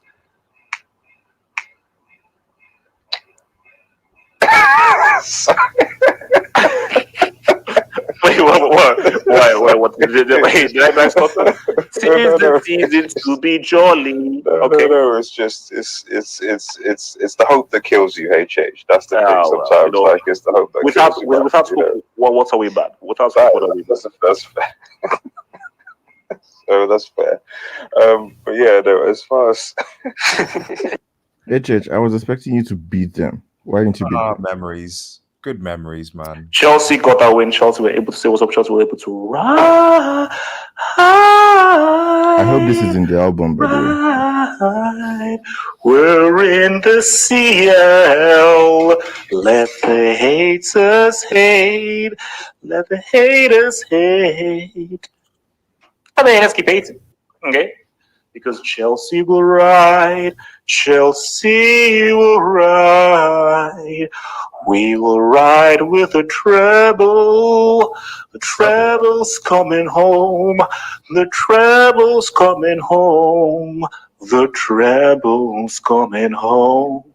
The treble's coming home. The treble's coming home. All the pieces are coming. Ziyech, Werner, Messi, come on, guys. Alfonso Davies, Havertz, and the Sancho all together as one. Avengers Assemble, man. Shut it down. Shut it down. No, Seriously, I'm being serious. Why don't you take a career on music? Add to the Why do single, you take please, man. Why do you take a career on music? I'm being serious. Nasty. I'm gonna tell you what. But hold on, HH, bring on my DP. Don't worry, it will make you smile. Actually, this one will make you smile, kind of. Yeah. So well, half smile basically. So don't worry. At least we brought some smile to your life today because of we did our job. But sadly enough, you guys didn't. I'll let you. When I was watching that game, I was bored. I was really bored because it was one-sided, man. I actually forgot it was first v second in the Premier League. Like this. Oh no, this was rubbish. We'll get there. We'll talk about the EPL, and that's the next topic. We'll talk about the EPL. I'm in the party. But you see, the funny thing is, I'm in the party. I don't want to hash on Lukaku. I don't even want to hash on Lukaku today too much because I saw that pass that the Edge gave to him. Oh, that's just went straight to Edison. That was pathetic. That was a bad pass, man. Like at least the guy was almost open, Lukaku, but still, man. So look, I think everything has been said about this guy. I mean, HH, man, you once cursed Mourinho for backing this dude. And yeah, he was shit in United and he's still shit now. Well, shit-ish because but man, have hope, man. Look, there's no title for you, but at least you still have cups. You still have cups. You can still win your Mickey Mouse treble, Super Cup, Club World Cup. Assuming you don't meet Corinthians again, and what's the other club cup? Yeah, the Papa John's Cup. Yeah, that one. I don't think you guys win the Champions League, let's be honest. However, just so you know, just a little precursor, they say coming soon. I hope Leo get knocked out in the round of 16 because if I see Leo in the quarterfinals, HH, I have some shit saved up, okay? Like, I have some shit. That we all do. But it won't happen. It won't happen. Okay, wait. It won't happen. No, wait, hold on. Okay, now, here's the thing, because I know what has been said. And I'm telling you this right now. No. You can't backtrack. If Leo knock out Chelsea, Red Devil I Studio, would I'll like give to you... address the haters. First of all, I want to address the haters. Haters said that without Lukaku and Werner, Chelsea would drop points. Haters said, what if Chelsea lose to Norwich, a team who are bottom of the table? So there was a belief. I told you guys, I brought notes. So guys, I've changed. I'm new right now. About all the changes, I've changed. Haters said Chelsea would fail. I had failure. That's what I had. I had that Chelsea would fail. Because there are people that did not want Chelsea to win that Champions League. The script read, Pep is the GOAT. Pep plays amazing football and City would beat Chelsea. So it went against many people's belief when we won the UCL, and that rubs people the wrong way. It rubs people the wrong way.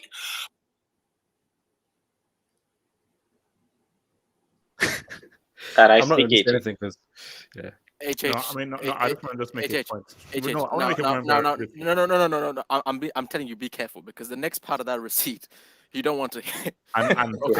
You don't want to hear the next part. One of the things is that Red Devil Studio, if Lille beats Chelsea, Red Devil Studio, you're going to be a Newcastle fan. I'll give you like a one-day access to the post-match stream and so forth, so you can host the show now because those receipts that I know that someone I don't think I'll host it, but Magpies might. So, or rather, Juju man, you may have to host it as well because again, I don't trust either Magpies or thingies. So, Juju man, are you happy to host the show? Yes. If there won't be any. Yes, any anytime. analysis. Yeah. There won't be an analysis. It will be like a marathon of you're just. Why are we assuming?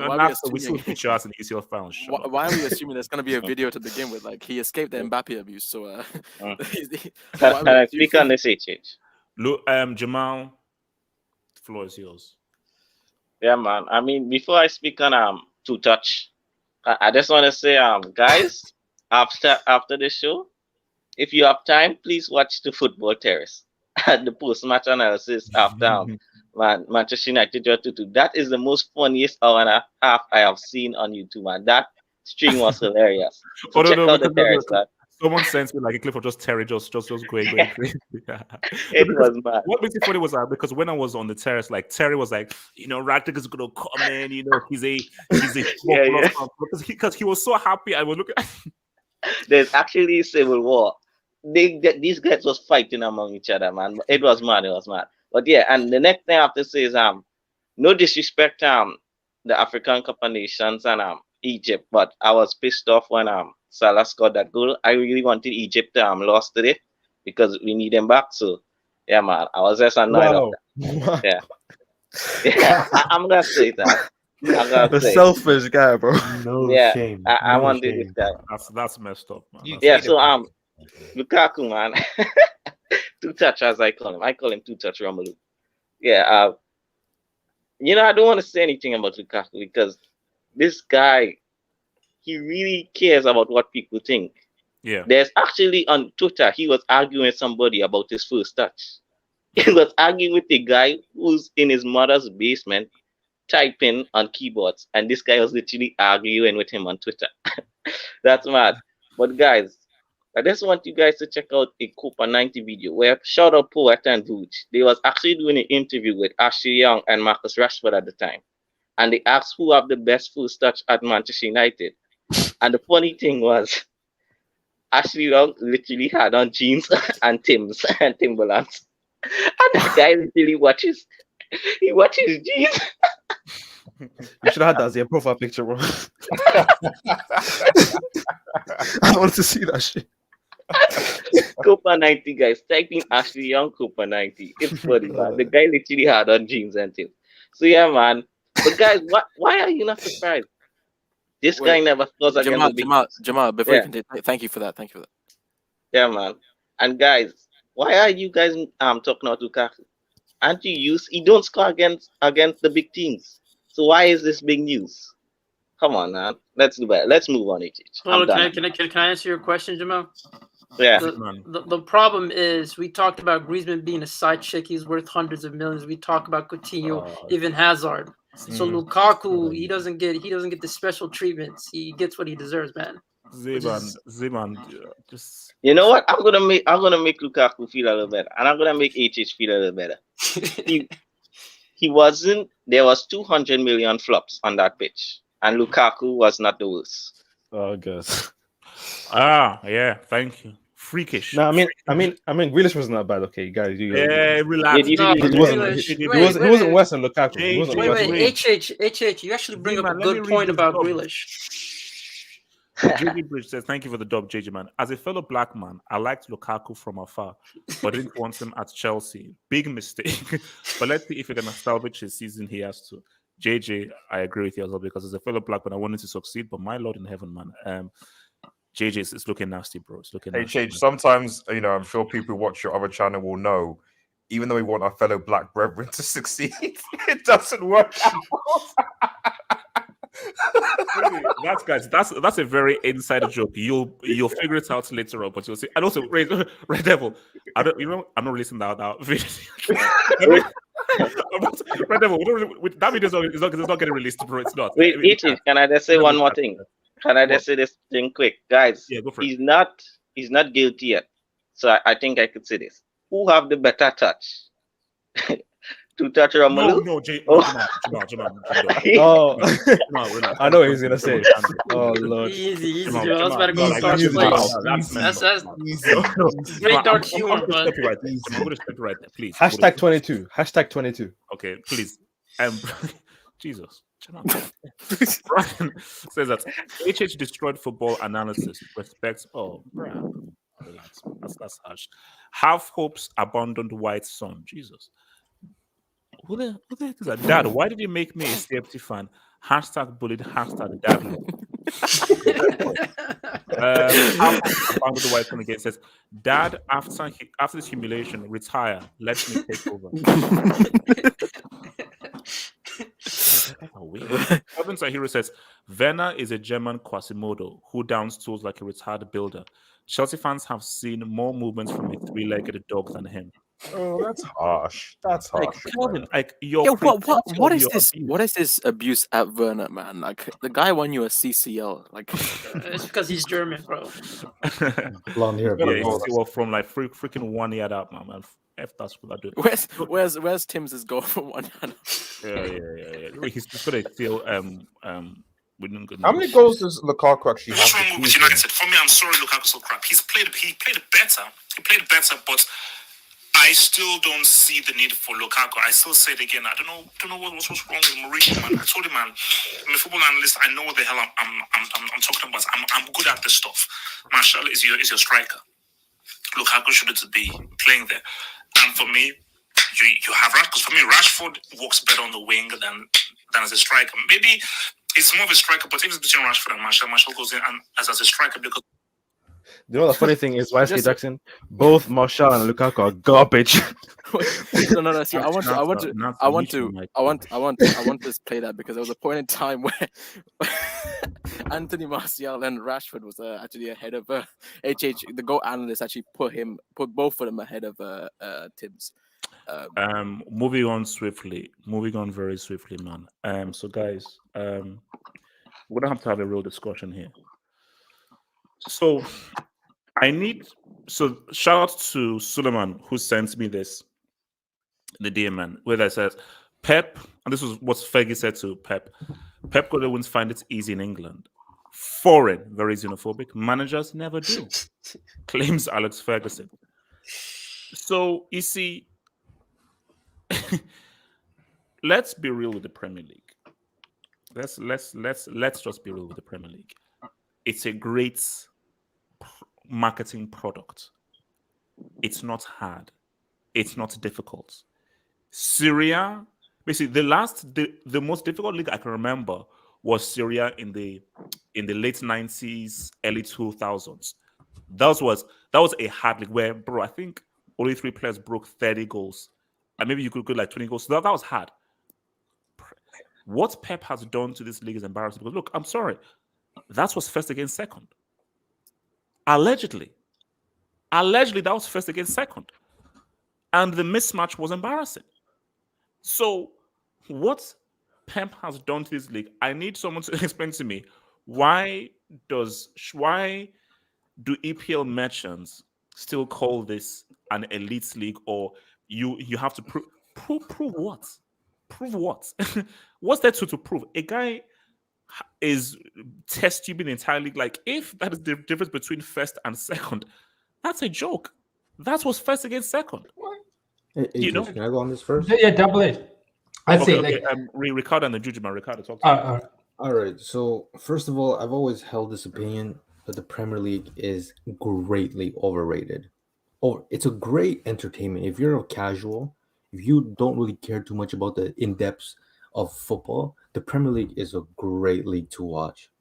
But when you start talking about competitiveness, it's been a lie, especially the last 5 years. The last 5 years, Man City are going to win it this year. It's not even a question. That's going to be 4 in 5 years. And the one time another in the last 5 years a team won was Liverpool. And Liverpool was nearly almost went perfect. They almost reached 100 points just to do that. And I don't know why we always give this benefit of the doubt to England that it's so competitive when Queen Man lazy City, when Man City have been one of maybe apart from Bayern Munich, the most single dominant team in their respective league. When we look at other leagues, Juventus, I mean, they have fallen off, to be fair. Even in Spain, there has been a few different winners here and there. With in France, at least PSG has lost the league title 2 times in the last like six years or so. But the way in which Pep is dominating this league, it just puts into perspective. When Pep had Barcelona, everybody, especially the Prem fanboys, were saying La Liga is a one horse race, and sometimes they threw in Real Madrid as a 2-horse race. But what Pep Guardiola is doing in England has completely destroyed any argument that the Prem is remotely the most competitive league. It has never been, it never will be. We always say this in the start of every season, that there's going to be a race between Liverpool or Chelsea. But obviously it's easy to say that when there's only a few games played and the points are looking pretty similar. But when it gets to December to January, it's not even a conversation anymore. It's like right now, the best league in terms of competition, because this is sport. Sport is competition. I don't like the Serie is probably the best league out of the top 5 leagues right now. It's not it is the best. But Ricardo, can I say one thing right now? Do you know why the Serie is competitive? Because they have the same problem that the Premier League had 2 years ago when they used to get knocked out the CL early stages and shit like that, and that's why it was competitive because everybody's shit. But you can't use So that. the If you're EPL gonna use no, wait, you can't say that, because if that's the case, I have argued with Prem fanboys for the majority of the 2010s, suggesting that Spain was the best league in the world. It was the best league in the world. Despite how dominant Barcelona and Real Madrid were, teams like Atletico, Madrid, Athletic Bilbao, Sevilla, Villarreal, Valencia were competing just as well as the top 4 in England, in Europe. That's how dominant they were. So to say that, wait, hold on. Yeah, I agree with you, Ricardo. I agree. So with you. I always thought that La Liga was stronger at those from 2010 or like 2008 all the way to 2017. For sure, but I agree with you that the Serie A, like the Italian teams, when it comes to the European competitions, it's a joke. They're really bad.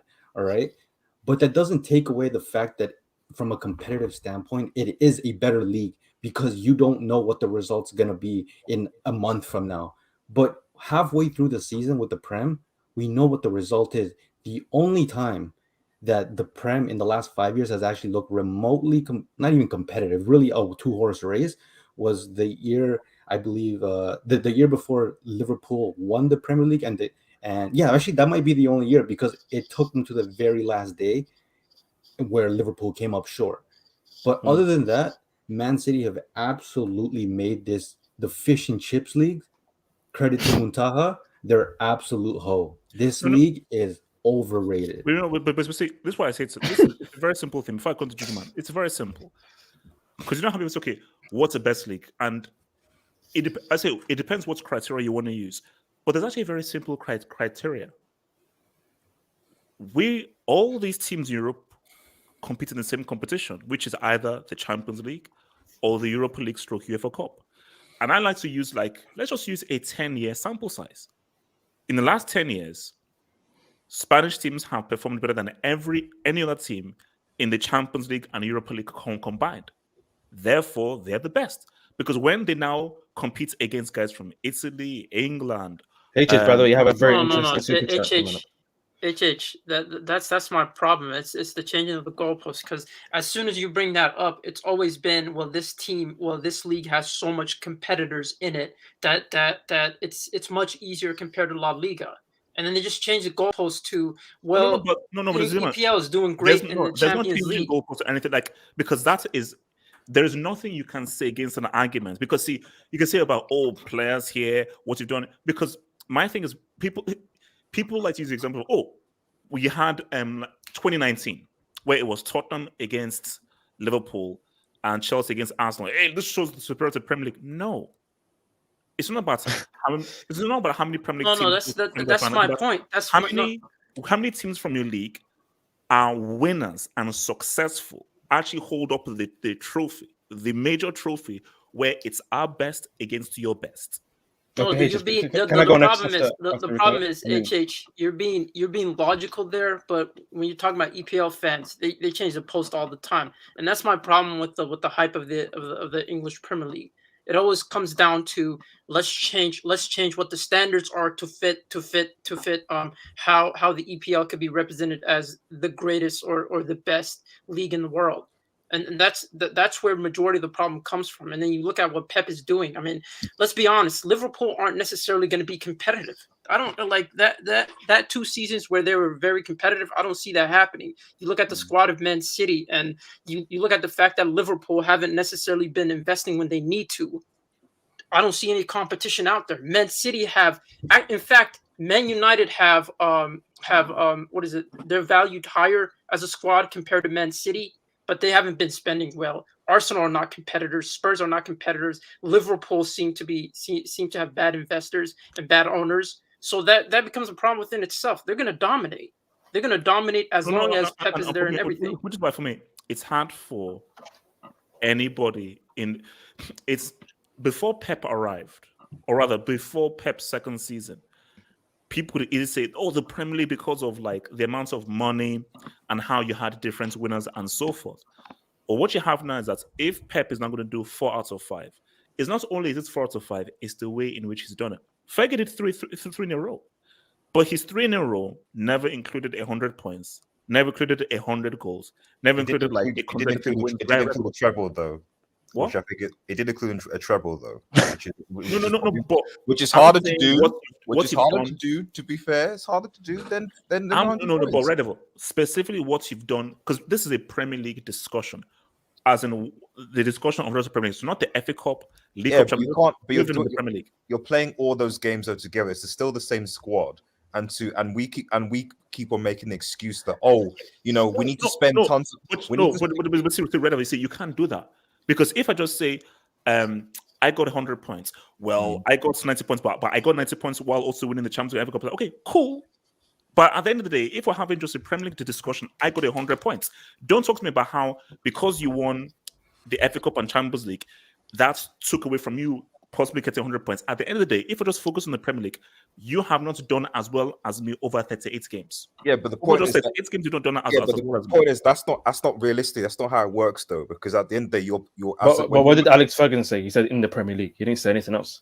No, I know. I'm just saying that this is my opinion, but obviously, like, you're playing games. Like, you're having, like, if we're playing realistic, you don't just like separate in a season. You separate the Premier League here, the FA Cup here, the Carabao Cup here, etc. Because those games overlap. People get injured. People pick up things, etc. So it's important as a coach, as a man, as a team, that you're actually able to manage your squad over a potentially 50 game plus season. So that's important. And obviously, to do that, you need heavy investment in the squad, which Manchester City have.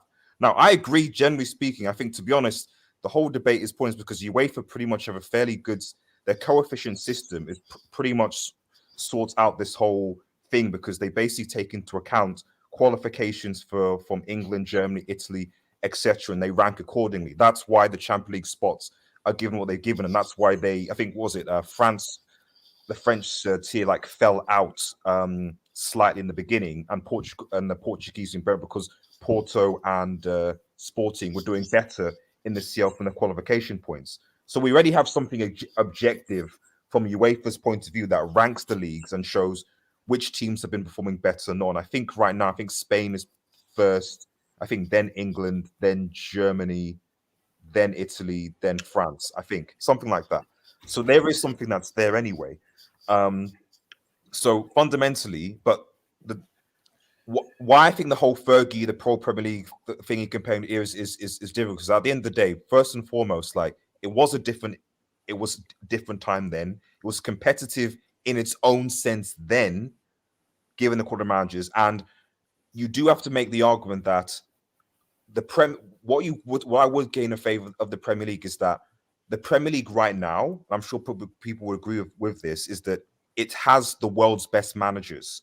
That's what you can say. So it's difficult. So why I say it's difficult to care is that, okay, fine, you're right. But if you then take a Conte one off against a coach, or you take them and you put them in a Super League, for example, because the Premier League teams have the best coaches right now, you can make an argument that they would probably, over a 35-6 game season, if all the teams played together, they would do better because they have the better coaches and more money.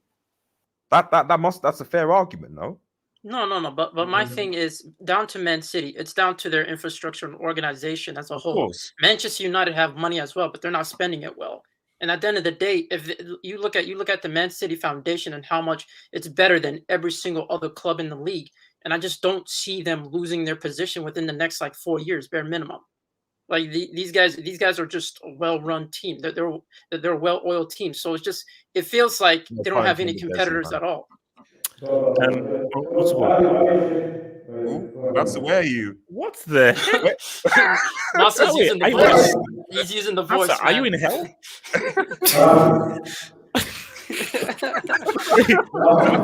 Nasser, tell Lucifer to get off my ass. You sound like you're in hell.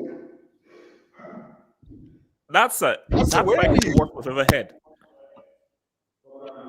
He's trying to use the voice, man. Okay, there was it's right here. I tell you, Juju man, please talk. Juju man. I was only going to say. I think Pep Guardiola. I said it last year in October or September. I think he's the best manager in the history of this sport. His game style is just, I think it's the best. I'm surprised not a lot of managers have copied his style. I wish the US men's team played the way Pep plays, the possession-based football. Look, it's just, it's sometimes it's boring, sometimes it's entertaining, but it's just because the leagues, it's a marathon. So for a marathon, it's just he has the resources, plus his playing style just is the best for the league. So I think. But has it turned it into a Mickey Mouse league though? In your view? No, because what's it called? If you look at the other, because I looked at the points of the other team, they're close. City just stand out because they're way better than everyone else, and more consistent than everyone else. Don't do that. See, Jim, I don't want to hear about how competitive top four is. Top four race is a bomb-ass argument. That's trash. I want to hear about what is the competitiveness of the top. Don't say about look at how close the points between top four. No, that's trash. Yeah. What's the difference between first, second, and third? Okay, between first and the rest, second is huge, but second to fifth or sixth, it's not that big. It's a few games, and you can go from second to sixth or So I don't think it's bad. I think we need to give Pep credit because he's and Man City as an organization, because they had a plan. They hired the manager and they executed on their plan. And this is it's not just a matter of how many they want to win, because it's this is how they set an example of how to create a winning team. And so I think we should just give Pep and Man City a lot of credit, because I think it's credit to. And then it was as far as Ferguson, look, he's a legend, but I think this Pep is just better. And by the time Pep retires, you put Pep over Fergie. Yeah, but I did this last year too, by the way. And by the time Pep retires, this won't even be a discussion. So that's all I'll say. Okay, man. So who's one? Can I speak on this? Is it Wilson? It's in terms of the best thing in the world competitive. Like as objectively, I think the Prem is number one, right? Just because of the fact, right? Just because the fact that the way the money is well spread out towards the league, right? I know Pep is doing 4 and 5 year, but even Pep himself has said it. He said like the hardest thing for him. Yes, at Barca he said at Barca he had a lot of pressure on himself to perform to win, but necessarily if he said if he didn't have that much pressure on him, the Premier League for him is the hardest because he managed in pretty much in all the leagues except for the Serie A, of course, right? Respectively. He said the Premier is the hardest league for him because he said just because of that December, January period time. Because he said in the league, in the Premier League, if you can go on a crazy run around that time, you most likely are gonna win the Premier League. And somehow he found a formula to do that almost every season. Like what he's doing is incredible, but I wouldn't say the Premier is a farmer's league. I just think that Pep is just that he's just that phenomenal of a manager. I know he No, hasn't no, won no, the but you can't deny that he's made it.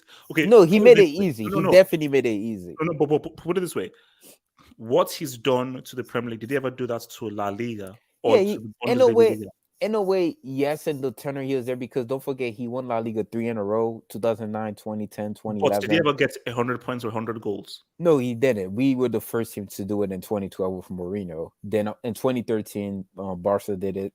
Then obviously Juve did it with Conte. Then he did it with City. Yeah, it's phenomenal what he's doing. He's breaking record, goal scoring record, winning streak record, consecutive like 4 and 5 years. Like it's insane. Like we've seen the leagues already over in January, but I wouldn't say it's a farmers league because at the end of the day, I still like in La Liga, right? As much as I love Real Madrid, like Barcelona is our biggest rivalry, but it's more of a duopoly, right? Because we gonna get most of the money based on the TV rights because we generate the most view in the league. So most of the La Liga money is gonna go towards Real Madrid and some to Atletico. But the thing, what I like about the Premier League, the reason why it's a way competitive to other leagues, because as of this season, La Liga is awful this year. I'm not gonna lie, the quality, like when we go against team like Getafe, Cadiz, it's just disgusting how bad La Liga has fallen. But And Milton, you're not understanding what the question is. no, I do understand what the You know question what is. Farmers League means. You know what Farmers League means. No, but It doesn't mean it's a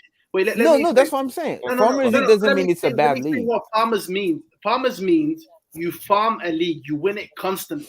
So it doesn't. It doesn't like it's not necessarily how good the second, third, fourth, 20th team is.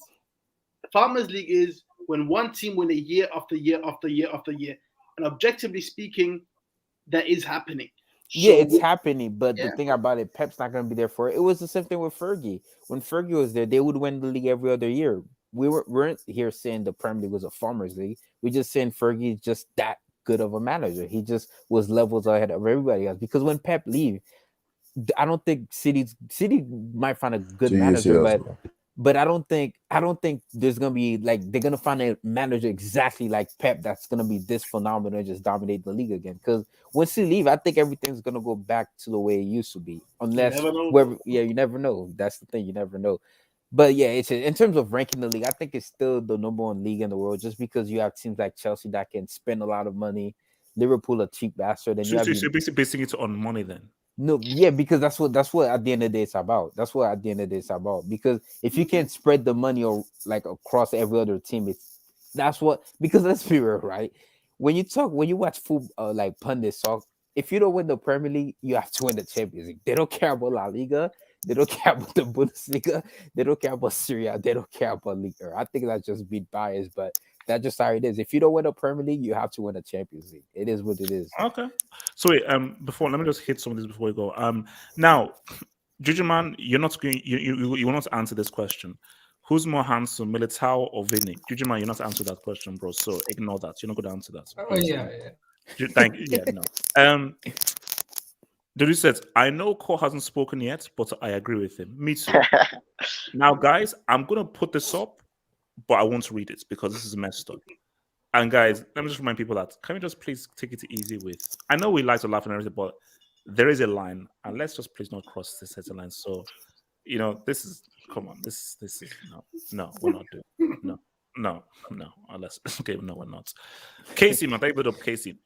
La Liga is the strongest since the 90s. Top teams are struggling now, mostly due to COVID hampering the rebuild. Even then, Real are back. Can judge Barcelona from next season. You know what? It's all about perspective, man. I think it's all about perspective. And Case again says that. Also remember, this is Pep's weakest team, which is true. It is. This is Pep's weakest. If you just look at compared to the Bayern and so forth, this is his weakest team. But I think for me, it's about perspective. So for Wilton, he views it. His criteria is based off spending money and how much money from top to bottom. For me, I'm a football guy and about football competition. For my thing is how well do you do when you now paired against each other in a competition, i.e. Champions League and Europa League. That's how I judge it. But it's just okay. Let me ask you this: so if PSG wins the Champions League this season, are we seriously gonna say Ligue 1 is the best league in the world? How many times have they won the Champions League before? And how many Champions Leagues or Europa Leagues has Monaco won, Lyon won? No. I just wanted to know like the criteria. Do you go by season? Do you just the best league in the world by season, or do you wait a certain time to say what's the best league in the world? I said, if you listen to it, I said 10 years. Okay, Let's have a sample set of 10 years. Okay. Last 10 years, Spain were the best both in Champions League and Europa League. So let's now see. So between 2020 and 2030, let's see which league wins the most Champions League. So in 2022, you don't know what's the best league in the world. Then you pretty much have to wait till 2030. No, because that's just you can choose whatever ones you want. I just like a sample size of let's just look at 10 years. So as of right now, it's Spain. So come to me at 2030 or screw it. Let's do 5 years then. Come to me in 2025 and let's just see in the last 5 years which team has won the most Champions League and Europa League. And say, okay, for this 5-year period, it's dudes. From your boy Kelvin Tahiro, thank you for the man says that. All the league has done since you've signed him is cut his hair bald and grow it back, showing that a white guy can have a hairline when he goes through. Oh man. Yeah. that one hit home, man. That one hit home. That one hit home. That's a soul killer, man. Let's get soul, man. From your Bundesliga thoughts, that the difference between first and second, Serie is 1 point, La Liga is 5 points, Bundesliga is 6 points, Premier League is 13 points. Now, if Liverpool win their game in hand, I think it goes to 8. Don't do it, H. Don't do it. I said if Liverpool win the game, it goes to 8. So. Yeah, commiserations. In so even though it's 8, that's still more than 6, more than 5, more than 1. So what are we saying, bro? But the thing is that all those Serie A teams, like, isn't it just what Juventus, Juventus, Inter Milan, teams that are still in the Champions League. So like when you're comparing the top 4 things, you also got to think, well, which list of teams are still in European competition? I mean, Napoli are still in Europe, so. So your boy Case again says Spain has been 1 or 2 in UEFA, unlike the leagues. It's true, according to coefficients. Half-Ups Factors Opinions. La Liga had Gary Neville as coach. Enough said. Hey, relax, man. And he flopped badly. Darius, thank you for the dub, says Pep made Fergie suffer Candidiasis in 11 final. Fraud. I don't know what candidiasis is. It's a bungle thing. Oh Lord, okay. Casey says Natsa has just joined. Oh yeah, the Bene Gesserits. Bro, I'm gonna bring him back in because I want to know where is that. So I'm in talks with the wooden factory to make a trophy for United. No, don't do to make them any trophy, bro. Natsa, have you left hell yet?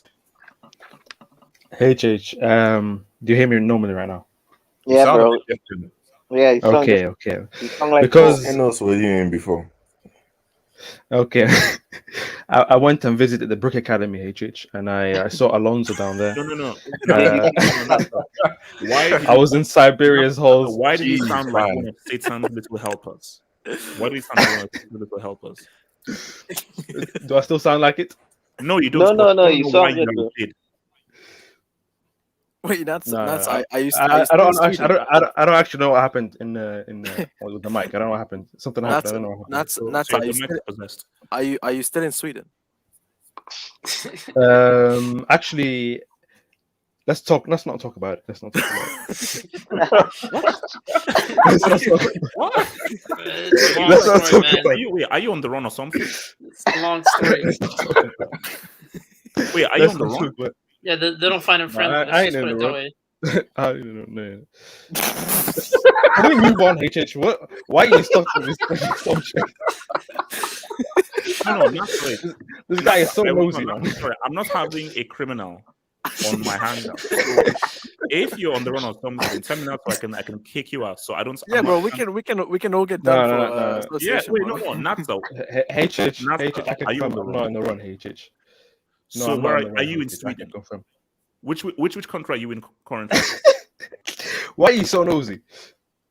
It's the same way you answered Wise Kid's question. Why is it are you in Sweden and you're like, No, you I'm don't in Sweden. I'm in Sweden. Yeah. Whoa, Wait, This what's is going guy's on? losing his Wait, connection, what just bro. happened? Are you okay? No, I think I'm in he got Sweden. found I'm by in the Sweden. feds, Don't worry, man. don't worry. Don't worry, I'm in He Sweden. Don't worry. he plays any after This Said. has been a class A return. Wait, what happened? What happened? What happened to that? What happened to that, bro? Whoa! You need to turn off your auto tune, bro. Turn off your auto tune. That's a mutual bike. Jamal, talk a little bit. Jamal, talk to me about the league, man. Talk about This guy has literally replaced Yasser Said today, man. I mean, how can you have a worse mic than Yasser Said, man? That's bad, man. That's when you know it's bad. Yo, man hit a new octave. But no, man. You know what I'm really vexed about, man? You know, if we didn't have no Manchester City, we win about 3 Premier League titles. I'm sure about that. Yeah. I'm so angry, man. This club always thief from us, man. That's all stolen from us. Even with Gerrard, when Gerrard slipped, it was Man City who win the title that year, man. This club, man, I hate Man City, man. It will never touch my hatred for Manchester United, but I will lie, man. I hate City. These guys are just rich, man. But yeah, but I agree with you. The biggest lead and the best lead, I use the Champions League. Because, bro, if you do good in the best competition in the world, that's why I feel you will be the best lead, man. So the Champions League is what I use as well. Yeah, that's all I gotta say on this. All right. So guys, let's keep it moving, man. Now this is an interesting one, man. This is an interesting one. This is one of my guys. It's one of my guys. So our main man here, let's even bring this up so people can see it. So this is from your boy Benzema. It says we no longer bother to look at what a guy does on the pitch, just who has scored and the next love day this. consider him the best. I love. It's happened to me. I don't play a good game. I score and they see me as the best. I don't really like this type of football. I think even I don't know by saying that, he doesn't really view himself as a goal scorer and so forth. And I just think that it's great that someone has come out to say this. Because this is the guy who we know he scores goals and everything, but my thing is that he's from that school of where it's about football and it's about what you do over 90 minutes. CR7. Sorry. Continue, it. But I think the issue that we now have is that we're living in a world where it is focused on stats merchants. Tapnaldo. Yeah, carry on. About goals, assists, and Penaldo, that's especially on Twitter. And I think social media is to blame for this because it is just so much easier to be like, hey, this guy has 300 XG. Yeah. I'm like, bro, That's Ronaldo fans. That's Ronaldo fans. Yeah, I mean, look, it's CR7 and everything. So I think for this is like Benzema for me has been the best player in the world for the last 12 months. In terms of what you've done and his effectiveness on the pitch and what he's done over 90 minutes, Benzema has been the best and he's playing the best football of his career. But my thing is that because people don't watch the games, that we see this example is just like what people is the same thing you can connect with the Jorginho. He won the Euro Super Cup and so forth, but did you watch the games though? Did you actually see what he did in those games? But no. HH, can I speak on this, bro? Actually, no. Let me first come to Rob, and then I'll go to you, Abdul. So, Rob, your views on Benzema saying these quotes and how people are so focused on stats, and why people are so focused on stats rather than actually watching the game. Well, I think that people are so focused on stats is because a lot of people don't take the time to watch a game. They just look at the summary, they just look at the highlights, they just look at the stats to see who performed well, who did what, who won the game. So, like, I think that a lot of people don't watch other leagues outside of their own, I guess. So that's why I think people look a lot more at stats than anything else. and also they look at stats to basically use an argument and such to say who's better and who's worse. So that's what I think. Oh no, that's actually very key because again, because people are so lazy, like say, oh, he scored more goals, therefore he's better. I'm like, okay, but what did he actually do in that game? Oh no, so this guy he scored 2 goals, is best, but you now watch the game, and he scored a tapping and the penalty, but was literally a goals for 90 minutes. But look at what he did. How is he a better performer than this guy who went crazy for 90 minutes, but he didn't score a goal? Again, it's about performance. Abdul, talk to me, man. Before I make my point, I want to ask you a question. What did you make of Henry at Barcelona? In terms of what? Specifically, in terms of what? Like, do you think he did well, or do you think no? Especially compared to how good he was for Arsenal. No, I mean that's the thing. If let's say I didn't see him in Arsenal, like, okay, fine, but compared to what I know, how good is Arsenal? No, I don't think he did that well at Arsenal. And I agree. Like, so what Benzema said there is he didn't say stats. He said scoring. But I don't know if you want to talk stats or scoring, because if you go to scoring, I feel like you say it as well. At the end of the day, what wins games? It's not a good performance. It's goals. That's the most important stat. Mm-hmm. It's the most important thing in the game. So you can excuse a player, like even if a player has like a horrible game, if he scores, that is the most important thing. At the end of the day, one of the reasons why Henry, I was very young when Henry joined Barca, and the reason why I was disappointed by him is he was playing all right. But he just wasn't pulling up the numbers. So I feel like it depends on which position you play in. Because for me, I've never rated Firmino. I know a lot of people, Jamal, I'm sorry. Like this whole false playmaking number 9, that's not me, bro. I don't care if you play well. If you're number 9, you gotta score, bro. You gotta score. You gotta provide goals and assists for your team. And for me, it depends on the position. Now, I'm gonna agree with him that it's ridiculous when people start using goals and assists to rate midfielders, bro. That's crazy. Like I've heard people say, not just like this is one of the examples on the top of my head is like, oh, Pedri shit. He never scores or does any assists. Like, bro, that's not his role in the team. You know what I mean? It's not to score. But when it comes to attacking players whose primary role is to score and assist, I think it's fair judgment to judge them based on whether they score and assist because that's their main role. Their main role isn't to have an amazing game and not score. Like Dembele, this is the thing with Dembele, bro. Dembele, even against Real Madrid, like people saying I think he got like a 9.8 rating, but we lost the game. He didn't score for us. So I kind of disagree, but I also agree. You know, let me ask you this. I agree that goals are important, but there's a thing between doing something important and performing well. So if let's say you have player A and player B. Player A scores the winning goal, but he does nothing for 90 minutes. Literally, he's like a ghost. You hardly see him, but he scores the winning goal.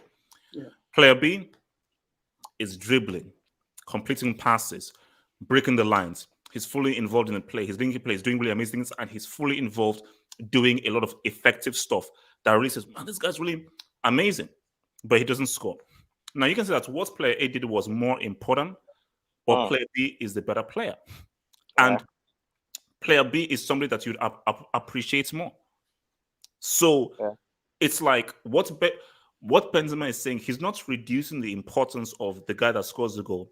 What he's saying is that, because he wanted to say about how he doesn't view himself as a goal scorer, because he wants to play football. So he wants to come in deep, pass, create, dribble, link play, because I want to play football. I just don't want to just score it happen or just score the win. No, I want to, because I want to enjoy the game. There's no enjoyment in just scoring goals. That's not, for some people, that's their enjoyment. But his enjoyment is not playing and really being involved. But I think like we got to remember, it's a results-driven business at the end of the day. And when you look at Ronaldo, you know he's my GOAT. And I know Splashnet is gonna hate me for saying this. Splashnet, I'm sorry. I know you hate me, bro.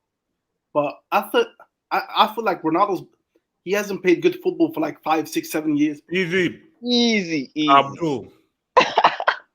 But he's still winning Ballon d'Ors, bro. Yeah, He's that's still true. winning Ballon d'Ors. That's true. Because of his goals and assists, yeah. Yeah, bro. Yeah. Because it's a results-driven business. That's all that matters, bro. Like you're dribbling, it doesn't matter if you're an attacker, bro. As soon as you can score and produce the numbers, like Jadon Sancho, the reason why I clown Sancho. All right, I know this is let's coming. see how let's see how it is, because I call Memphis the pipe flop. He has 8 goals in the league. He is a flop. I don't care. I don't care about the goals because he's horrible. He's horrible. Whereas Sancho, he hasn't scored, but he's not horrible. But at the end of the day, Memphis has won us more points. You know what I mean? That's the point. Yeah, that's the point. Can I speak on this? But they have Sia Kelly, so it's okay. They don't need Yeah, I Sancho. mean, yeah, I kind of agree what Abdul is saying, but I kind of disagree as well because you use Firmino, not this Firmino. Firmino now it's finished, but prime Firmino in 2017 to 2020. Firmino did a lot for Liverpool, man, because you could ask Salah and Mane. These guys that he scored all these goals because of him, because of his link-up play, and because he draws the defender out of position, so these guys can make runs. So you have to watch the games, man, to understand what these guys do. Because if you don't watch the games, if you don't watch what Firmino does, you'll say, hey, this guy don't score, he does nothing. He never scores. He only have like 6 goals or 7 goals a season. But bro, if you watch what this guy is doing in 90 minutes, you see how important he is. And that's why Klopp always says he's important to his system, man. So yeah, I agree with Benzema. You just can't watch school. Jamal, would you rather see Jota play instead of Firmino? Or would you rather see Firmino play instead of Jota? Wait, hold on. So real quick, see, the key thing here is where he says this is the key thing. I don't play a good game. I score and they see me as the best. So he may have a game where he has scored a goal, but I didn't actually play a good game. But they say, oh my gosh, Benzema was amazing. But he's like, I didn't play well because over 90 minutes, I didn't. He's a striker, though. He's a striker. He's judged on goals. Yeah, I think only strikers get that blind. He can't get that. He can't get that treatment where he plays well and he doesn't score. He can't get that treatment. But again, you have to understand where Benzema is coming from. In Benzema's mind, the role may be striker, but I'm a footballer. I like to play football. But see, I'm not a striker in the sense of Inzaghi. All Inzaghi cared about was just scoring. That's it. If Inzaghi could be asleep for 90 minutes, if he just scores, I've had a great game because that's what I'm here for. Benzema said, no, I'm here to play football. So I'm here to pass, dribble, connect, create. And for me, if I don't do those things well, and all I do, basically, if for Benzema, he's saying that if I don't do the other things well, and all I do is square goal, I've not had a good praise. But let me. And that's the kind of, and for me, I respect that mentality where he can still see that all because I've scored a goal doesn't mean that I've had a good game. But Hated, you used to call him a side chick before when he never used to score any goals. Did you forget that? He said he had a pot belly. He said he had a pot belly. I mean, why escape Horace and Benzema season? Why can dig those up? I think that's important. Yeah, Weiss, I would very appreciate if you could. I'll get to it. Just give me a minute. I have a Hazard one as well to play later.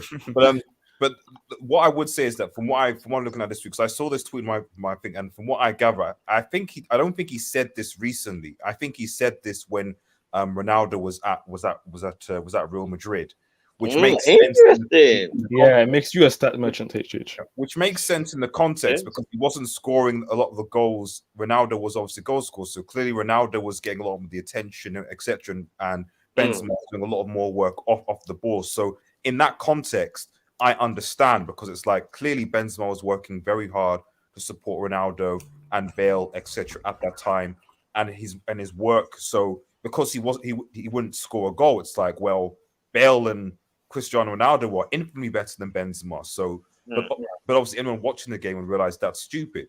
But obviously now, Benzema is Real Madrid's main man. I highly doubt everything will be saying that now because Benzema is scoring goals because Real Madrid are reliant on him to score goals. So in that context, I think it's different. To be honest, when it comes to especially forwards, because let's be real, like people don't seem to care that much about defenders or keepers, even though they do their things. It's one thing to say, right, you know, people only care about stats and hype, etc. But then a lot of these forwards, like, you know, a lot of this. So what I'm trying to say, essentially, a lot of this is also propagated by a lot of these footballers, their agents. You know, they want their footballers to be talked about in these ways because By the ultimately, way, RDS, they're telling you it's recent. they're saying What, so. Yeah, what it Benzema was said. actually recent because in a quote he also mentions how he took on the responsibility of being a goal scorer as well. Okay, Ah. fine. I was wrong then. Sorry, that's my bad. I saw under. It's not. Yeah, it's not the first time. It's not the first time he said it. He said it before, like the same thing. Yeah. Oh, okay, fine. So maybe he said it twice, once. Okay, but the point, I guess my overall point is that like like I get what Benzema's saying, and it certainly makes sense in both contexts. But I also think that a lot of this sort of hype, the stats, this over is also driven by players and their agents in order to sort of get the moves, in order to get their prices up, in order to get the moves that they want to get. Mina Raiola was if we look at Haaland and Mina Raiola, for example, Mina Raiola hyped the hell out of Il Haaland to make him the best player because he scored these amount of goals, how many 42 goals in 40 games, top scorer in the CL, to make his obviously his price tag to make him more attractive to other clubs. So there is something behind that. It's not just purely just fans just trying to banter each other. There is a significant financial element behind that, which a lot of the players, especially the hype players, the forward players, are keen with. You know, that's basically my 2 cents. Okay, can I speak? Can I ask a question on this? Ziman, talk me, Ziman. Yeah, As you said, I don't think. Ziman, does Waxy have the receipt yet? Ziman. He's still looking for it. Ziman, Go on, He Ziman. doesn't know Ziman. Okay, I just wanted to say it's not only strikers that get these because majority of teams go by data, and then you look at the data. They don't only look at like goal scoring. They also look at your progressive passes and your progressive carries, and that's what they look for in terms of how does this player fit into the team. But that's advanced statistics, and I just feel like as fans, I don't think we dive deep into that, and I just feel like sometimes we tend to view goal scorers as just being the undisputed way to go in terms of how we rate a striker, but it depends on the system. At the end of the day, it's about what you do for your team and how you provide for your team. So if you're like, let's say you're a forward, but your job is to connect the passes to your inverted forwards, they're the goal scorers. That's not your job. Your job is to connect the play. So the expectation is not for them to goal score. So I feel like this whole thing of like, the goal scorers being the end all be all, that's not necessarily the case as a forward. It depends, especially with the modern game where forwards are expected to do more and on the ball instead of, and this is the evolution of the game. And I feel like what Benzema has been saying is the fact that, yes, he has responsibilities as a forward, but his game is more than that. It's about what he contributes to the team as a whole. Because Benzema, if you watch Benzema and you only look at his stats, assists, and goals, that doesn't necessarily give you what Benzema is. Benzema is really good in tight spaces. He's able to dictate the play from the forward position, and plus he creates spaces for Vinny to shine. So it's just more than goal scoring for him. And I think that's something that people have noticed as soon as he started scoring goals. Because you might think that stats don't show everything. Like, do stats show when a guy makes a dummy for a guy?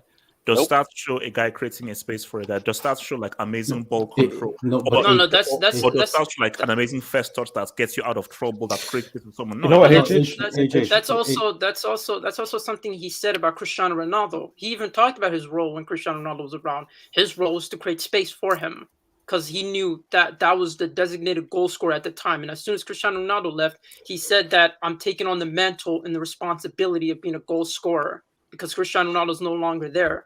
And it's just like it seems like he's tired of people just looking at him just being the bare bone and people finally acknowledging him only because he's goal scoring when he's been doing this for years. And I think that's a sense of frustration. And to certain players like that, I get it because people just compare stats and they don't really compare the underlying, like what does this player bring to the team and how much does he contribute. Like for people, like some people on Twitter were saying like, what is it? John Terry is a better goal scorer than Yesta, therefore he's better. It's like those type of argument. those type of arguments, even with Frank Lampard, considering him one of the greatest in his generation compared to like Modric, Cruz, and all those different players. And it just feels like that's where the underlying frustration comes from, because you have to have a mixture of both. It's about using common sense in the eye test more so than stats when it comes to how does a player contribute, because stats can help you, but they don't tell you the full story. H, can I just ask you a quick question? Just very quick. Let's Actually, say let me just hit this jobs and then I'll come to Jamal, man. So, your boy Half-Hopes Factor Spain says La Liga, 3 different winners in the last 10 years. EPL, 5 different #factors. I mean, what the hell does that mean, bro? And it doesn't mean about how well have they done in the competitions now. Daddy U says United has not won a trophy in 5 years. That's 4 solid moon mission. Oh wow. Manchester City Football Club says no more. We don't claim the real Nazca. I saw that on Twitter, man. No, plastic. Getting rid of the hashtag. Oh, good. Sustainable, bro. So Nazca, I think this is Nataka news, bro. Half-Hopes also said this explains why when Benzema can't win a UCL without CR7. Well, that's a dumbass statement because I mean, Ronaldo hasn't been pretty successful without him either. Yeah, so how many has CR7 won without Benzema? So actually, how close has he been? Wait, hold on. Jamal, you said to ask me, and I'll come to you, Ricardo. Jamal, you wanted to ask me something, Jamal? Yeah, that's what I say. Let's say this World Cup, what's coming up? If Messi doesn't score in the whole tournament, but he dribbles, make, and a big part in Argentina squad, would you give him that World Cup? He doesn't score, but he literally makes, he dribbles, he passes, he does everything. Would you give him that World Cup? He won't because HH is a stat merchant. No, I'm not stat merchant. I mean, anti-stat merchant. I mean, Jamal, it's specifically how he balls. Specifically how he balls. I think that's from Jamal's like, if it's like, how many goals did Maradona even score in that 86 World Cup? 5 and 5. But you rate Hazard's World Cup performances, and this guy wasn't a goal scoring machine, was Jamal, ignore all this, Jamal. My thing is, Jamal, it depends how well he plays. Like if he plays losing that Tallini, if he has that Sakala Tallini, I'll give him that. So if he has the la, it depends. If he plays with the la, I'll give it to him. Jamal, it doesn't matter what Itches thinks, bro. Messi could just play one game at that World Cup. If he's lifting the trophy, it counts. Wikipedia's gonna say Messi won the World Cup, bro. Well, Jamal, you also got to put into perspective of how we perceive Messi as well. A lot of it will be like a lot of people will discredit him. But at the same time, it's kind of like when you watch Messi, you kind of expect him to do just more than dribble and play make. Like he has to score. That's the player we know him to be. 91 goals in a calendar year. Look at how many goals he scored. So come on, man. Yeah. But no. We consider Zidane to be the GOAT, but he wasn't necessarily a goal scoring threat, was he? So like I don't understand. No, but that was Zeman. That was Zidane's perception. Yeah, no. If this guy has a performance of his life and he's actually doing everything for his team to win, then he deserves that World Cup. It's like the goals and assists doesn't necessarily define you. Wait, can I speak on this as well? No. Yeah, I'm gonna speak on it. You know what? When Benzema has a point, he has a point. I get what he means. I get what he's saying. That people have become stat merchants, and let's be honest, it happened because of Messi and Ronaldo. Because this wasn't a thing back in the time. And they are a freak of nature when it comes to stats. Like they can put up crazy numbers. Apart from World Cup knockouts, though. I knew you was gonna say that. Oh Lord, this guy. No, am I lying? Like they are freak of nature, unless it comes. Oh my! Benzema was talking about you, man. He's talking about your World Cup final, World Cup semi. Yeah. Anyway, yeah, they are the freak of nature of this generation, and they have made this a thing, a president of you have to be this. You have to score a certain amount of goals for you to be like a very great player. In attacking sense. So I do get what you're saying, but he has to accept what it is, to be honest. He can't complain about it. Like, come on. Like, what's it gonna do that you just say this? Because kids will still be stat merchants, and it will keep going. Like, it won't change anything. And Ronaldo, Messi have changed the game. And HH, I don't think you like to accept it, but Yeah, Ronaldo has. He has made the whole thing a stat merchant thing, bro. Like the thing with Messi is Messi can still be good without goals and assists. But Ronaldo, bro, he can't be good without goals and assists. He needs it Can I go on this? to live. Sorry, yeah, so go now, on, go on. sorry, AJ, can I go on this? Oh, Yeah, sorry, go for it, Ricardo, go for it. No, I just want to say, like, in my opinion, this what Benzema is saying, like, this is the whole point when people maybe such as myself and even yourself say the eye test, right? Because the eye test is so important, and people just quantify players, the greatness of players, just based on numbers, and unfortunately, that's where we are. I think sometimes we forget that football, when you compare it to other sports, it's a very low scoring game, right? Because you only measure by the amount of goals, and the goals, their value is only by one. It's not like American football or basketball or whatnot. So it's easier to measure up those sports in terms of metrics, right? Now, pretty much what Natsu was saying is, like, for example, I like Messi, but if the guy doesn't score, he doesn't assist, at least throughout the course of 90 minutes, I know that I'm gonna get football. Now the Sue guy the Sue guy on the other hand, like Siak Kelly. Now look, like I enjoyed Ronaldo when he was at United then, and maybe his first few, like 3-4 years at Real Madrid, I felt at that point Ronaldo was a fantastic player all around.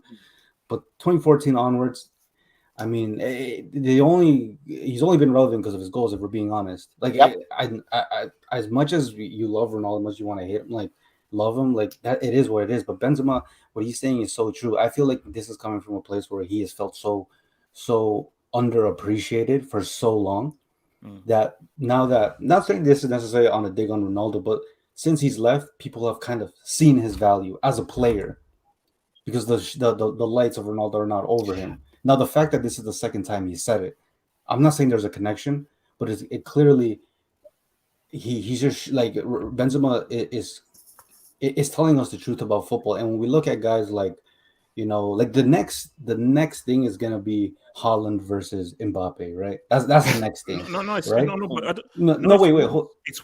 trust me. No, wait, AJ, it's gonna be the next thing, whether you like it or not. Don't forget Vinny. Did you know why it can't be? Because Cristiano and Messi is just a very unique thing. Because but I'm saying but HH, you got HH,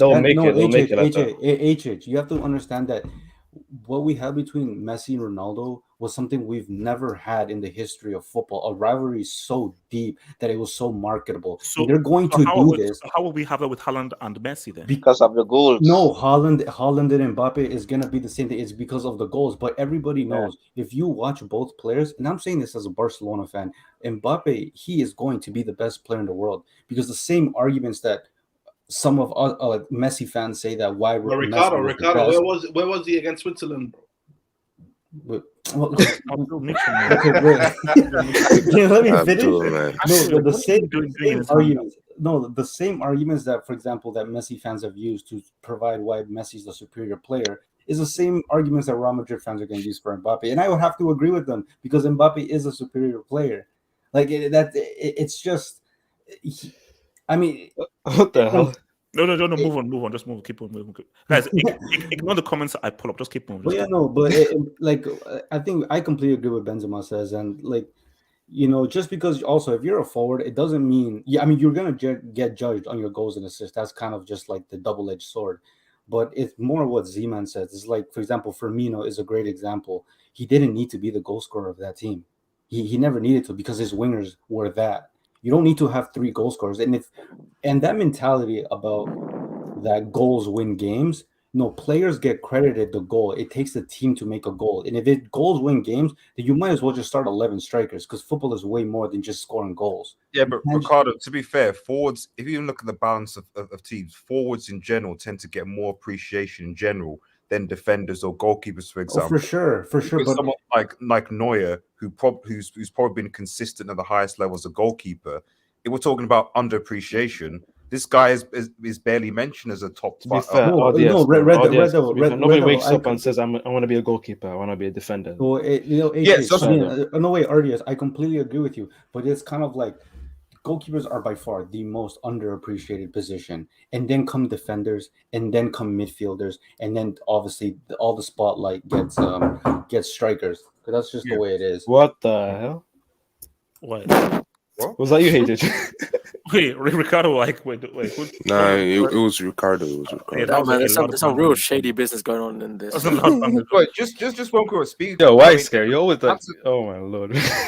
not to point about receipt about stat merchants. I think is a point, and for some reason I uncovered this conversation between Juju. That I shit think is Juju Man creepy. was there. Juju Man and HH were there. I think so. If you just clarify this for me, please. And it just doesn't look even fit, and he's just like his touches are heavy. For a second I mean it looks like Lukaku. It looks like Lukaku because his touches are too heavy. And Okay, so okay. So, two things. First thing, are you saying that Hazard is a brick? He's unfit. What is your assessment on Hazard? Because I'm a bit confused. It's like, bro, Jojoman is bro, Jojoman, relax. It's pre-season. He'll give you 25 Gs this season. He'll give it. He'll give you 25 Gs this season. 25 Gs and 12 assists. Are you happy? 25 Gs and 12 assists. He won. You know, just. So Wait, RDS, just for context, just for extra context. Yes. What year was that receipt? What year was that video uploaded? I'm not sure because it was pre-season. It could be it could be now any... now if it was like if it was like a couple of years ago. It was the first season Hazard signed for. Oh, Madrid. it was the first season. Yeah, because he came in out of shape. Wait, hold on. Wait, hold on. Juju Man came out right, bro. You're telling me that was set in the first season, and since then he hasn't reached double figures in either of them. Yeah, and by the way, I was right in that receipt. You should have played it more. Like I was right. I said Hazard was fun. This is why Juju Man is a goat, man. I was like 2000. What was it? When did Hazard? 2019. 2019. You're right, Juju Man. You're right. Yeah. Hashtag stats. I too, bro. Like, you can't show This is Real Madrid. This is big time. This is a big club, and that crap cannot fly when you're rolling in a club of the stature where results matter. Because Benzema was horrible. He was crap. His performance was disgusting. He was filthy. He was horrible.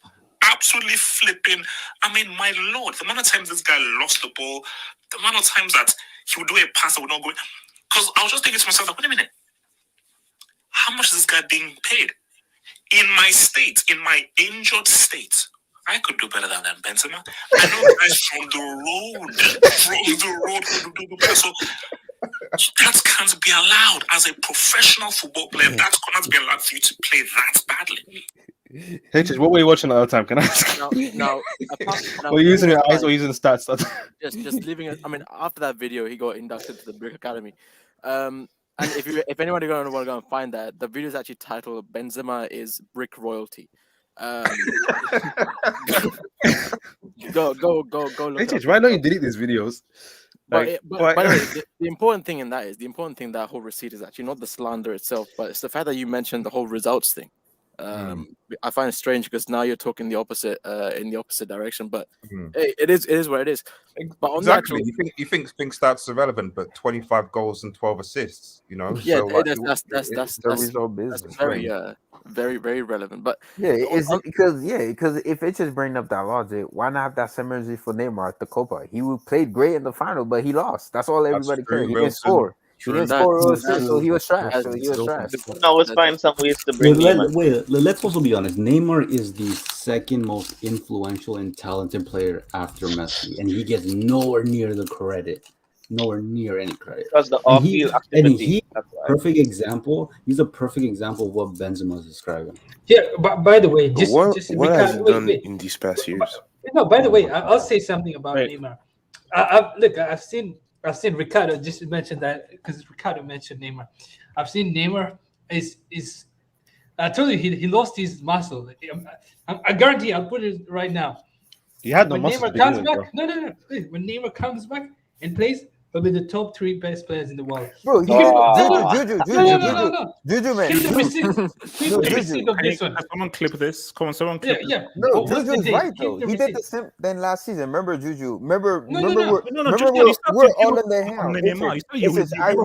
Remember when we were all in the hangout? I remember I was the only one, and I don't remember who else agreed with me. You guys were saying Neymar shouldn't start against Bayern because that was his first game back from an injury, and he had a masterclass against Bayern in both legs. And that was his first game back from the injury, bro. Exactly. And do you know what? And he didn't play for months. He destroyed Bayern like that, bro. Yeah. Do you know why? Because look, before the injury, like his touches were like terrible. Because I've said this and I've said it since he came from that. He was a bit bulky, and it affected his game where he was losing the ball a lot.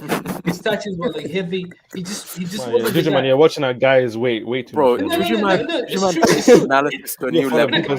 Yeah, Juju man. Juju man. Is Neymar ugly? No, I don't want to say anything. I look. You should ask. Relax. Juju man, is Neymar ugly? No. I'm not saying anything. Look, this is not my area. I'll just say he bags Rafaela. Look, I'll just say, look, I look at the one thing with Neymar though. No, I guess like I'm 100% like serious thing. But the other thing with Neymar, like he's like his whole thing was being fit. Now that he's I think this is like he's approaching Barcelona type of fitness right now. I'm telling you, when he comes back, his touches, everything will back to normal. This is no hoping. Like this will happen. We have the receipt right now, and we will play this like a year or 6 months from now, and we will see it. Neymar is going back to the top. I've said it right now. That's all. When's Neymar roughly going to come back? Hopefully, he doesn't just get injured. But if he stays fit, he's back on top. I'm telling you. I might have missed this, but what was Juju man's point when he said Vinicius was ugly? What was the point? Oh no! What point was he making? Him win the Ballon d'Or. No, I mean Ronaldinho won the Ballon d'Or, and people were like making fun of him. Is world class, and it says that Vinicius can't be world class because he's too ugly. No, I just look. We let that is like the past. Let's not bring. Yeah, let's move on. Let's move on, guys. Okay, let's move on. I hope Vinicius does not watch this. I need to ask you a question, bro. If you build a post, I expect more. But one of the key things is I see a bit better. Let's keep it all the way. Let's keep it all the way 100. I see that repeated too close, bro. We can't hear. Guys of the Breakout Academy. That's better. Different fat camps, and they said this is the best fat camp here. So they said that the best fat camp, you're gonna have to ride. So this is of course is intense, and it's like it's a 2-week intense course. So he's gonna be because mid-season, he will not be like 2 weeks consecutively. So Abdul lost composure. He gets flown here straight, private jets, supplied by the football horse. Yes, you've got about cash, you don't put in the look, we ride, we go put cash. So private jet is going to be coming here, it's going to come to this house costly. It's going to sweat, it's going to suffer, and I've been told, because I don't want to tell you how much I've paid, but I've been told that based on how much I've paid, I paid the highest here, that he will be lean, mean, fighting machine, and he's going to well, I want to happen. How did we go from a question to a receipt? It hasn't ever become the lean fighting machine. He became a factory, that's for sure. Fly Gulag says, sorry, HH, you don't want Arsenal at Wembley Emirates. Yes, we do, and we'll beat your ass when we face in the finals. So don't give me that crap. Kelvin's a hero, man. Thank you for the job. PK runs like he wants to pull a hamstring. He chases the player like he has a parachute on his back. He plays like he's on sand. Thank you, Kelvin, man. That was beautifully said. You're like a poet, man. You're very poetic in your dosing. Thank you, bro. From Fire Zist Z, Hazard, one good international Thomas where he was the best player at the World Cup and won the ITEST award in 2018. Will you ever stop defending Hazard? Yeah, I know. Yeah, he won the ITEST award. He won the ITEST award in 2018. So he won the ITEST award. Eden Michael Hazard says Benzema gave me that advice in 2019. Casey says Pep praising other teams' managers is never not. Pep is a dick. The guy's an a like. It's like, what are you trying to prove? Like whenever he just praises other teams when he just beats them up. It's not. I rate that, man. How I like their opinions.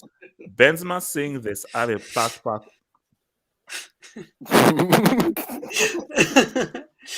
LFG fan. The World Cup is just a glorified tournament. UCL greater than the World Cup. Facts. Wait. Oh, you've not won Let's the, come for you've PSG not won the fan. Champions League. Wait. What? How can a PSG fan say that about the UCL though? When you've never even won the freaking UCL. Man, he's watching the game. He's a spectator. Who cares? Oh, look, man. Who And me down? the Man City fans Guys, agree. look, man. Wait, Natsa, you can't speak about UCL. Finale Monte, man. So, guys, look, man. Now, I just need a thought here, guys. So, basically, let me set this up for you guys. Are you I going to want talk Dybala. Nigeria? I want Dybala. I want Dybala. Are you going to talk about Dembele, bro? I want Dybala. I want Dybala. You want Dembele? I want Dybala. What was his nickname? Abdul. What was his nickname? I want Dybala. I want Bal. The Bal. Dibs. No. The dibs. He called Liptinho today, bro. Lobala. Okay. I need Lola. HH. The la, man. The la. HH. I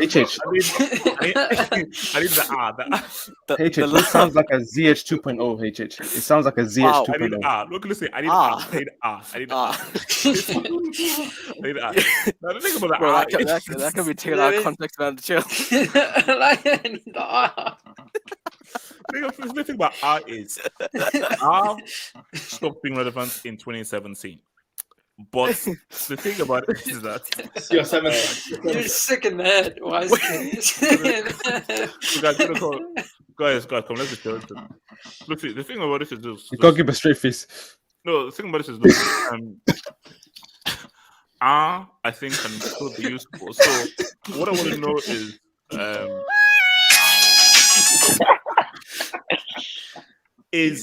Let me come to RDS right now, because let me come to the main one. In 2022, so I'm going to ask you two questions. In 2022, is R still relevant? And do you think R is what Chelsea need to help us from our creative problem? This guy. Red Devil, RDS. He's trying to find a receipt. Juju man. So talk to me. Is R still relevant in 2022? And is R the guy that can help Chelsea? Or wait, who's R? Dybala. Okay. Dybala. Sorry, I missed it. Dybala. Yeah. I mean, the one problem, he had a lot of injuries. He's inconsistent. He refused to move to United, but I mean, he has to leave Juventus because Beppe Marotta, like this guy is a sporting director, is a genius. He's the one that he went to Milan, Inter, so it's he has to move out. So I say with Dybala, I mean, look, the one thing I don't rate him is because Mikey thinking that ever since he flopped in our 2017 UCL final when he was supposed to take over, is he still relevant? Yes, he's still relevant. I mean, on the world stage, is he still relevant on the world stage? I mean, he has a look. With Dybala, he's all right in my books. Like I don't put him highly because of it's just too inconsistent. Like sometimes he's really good, and then the other times it's where's this guy? So it's I know it's tough, but and he plays a role like the number 10 is not used that much. Like it's a tough role in modern football these days. But I think, I mean, he's all right. He's all right. Juju man, is he better than Mason Mount? Yes. Yeah. I mean, yes. That's tough. There's no debate about that. Yes. No, that's tough. How is that tough? What? Tough. How is it tough, Juju man? Juju man. Let him land. Okay, Juju man. Explain. Wait. Didn't Mount have an assist in a CL final? Yeah. Because an assist in a CL final, and it was against my team. Explain why it's up between Mount and Thingy. Explain why it's up between Mount and Dybala. Explain. It's based on what's it called? Like Mount, I think he has it's more based on potential. I think Mount has because it's only he just turned 23, so it's he's a long career ahead of him, and so far, I mean, he's accomplished a lot. So it's based on potential. I mean, you can say Dybala is better, but it's no, I think Mason Mount is better. If you compare and based on the potential that they have, I think Mason Mount is I think he's better than he has the it factor. Mason Mount, huh? Juju, Yeah. would you say he has the it factor in big bro, games? No. Bro, No, Dybala but was being the problem with Dybala, I mean, Dybala has, but the problem with Dybala is like he's been inconsistent. He hasn't shown like we wanted Dybala to show. There's some games where we wanted Dybala to come through and show us that he's the guy, but he didn't show up. That's why it's like okay, and I mean he showed up like against Inter, I mean with the goal, but it's just he needs to be like consistent more. Maybe going to an EPL, he'll get more exposure, but it's like. Yeah, Mason Mount is better than Dybala. I'm not going to fight that. That's a wild How take. is he son. better? Wait, Juju man. Bro, Come on. Dybala was so good. Yeah, Dybala was so good. They say he was supposed to be the next Messi. They say he was Yeah, supposed but to he take didn't. the mental. The next Messi. Stop it with that. No, man. no, it's true though. They say he was supposed to take the mental from the on the Argentinian team. I mean, That's what yeah, he was but supposed to do. the next Everyone- Messi.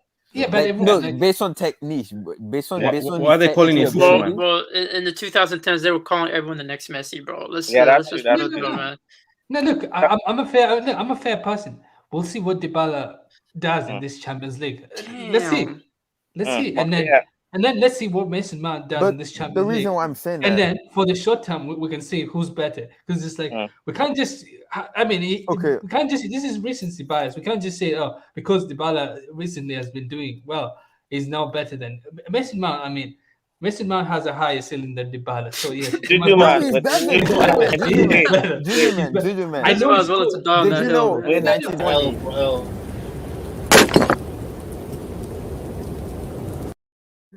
Look, Damn bloody fool. I know it's. Look. You all have the receipts. We will see. We will see with this receipt. But Juju man, all due respect, bro. Yeah. Damn, Dybala have more talent in his left foot than Mason Mount, bro. Dybala was literally Serie MVP Dybala in is 1920 a season, genius. bro. Like he was literally the best player in the 1920 Serie A season. Yeah. Bro. Mason Mount has never reached that level, and he will never will. He will never will. Yeah, never. I don't think there's ever gonna be a season where Mason Mount is gonna be the best player in the Premier League. You guys are saying this. Like I'm looking. Maybe Mason Mount lifts that World Cup in Qatar. Look, excuse me.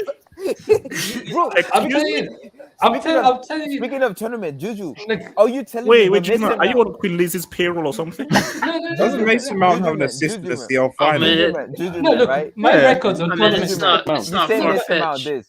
You saying Mason, bro? Pedro had a better tournament at the Euros than Mason Mount. Mason Mount was trash at the Euros. He didn't do anything. Yeah, He didn't do yes, anything. I mean, it wasn't. Trash is. Yeah, look. No, it was get a lot of garbage. games. Can I speak on this He didn't Dybala get a lot topic? of games. Yeah, But Jamal, don't go for it. Then go after him. Yeah, Juju man, you're the good man, but I'm sorry, I'm not with you. As I said, Dybala is more talented in his left foot than Mason Mount whole career, man. I mean, sorry, Mason Mount is a good player.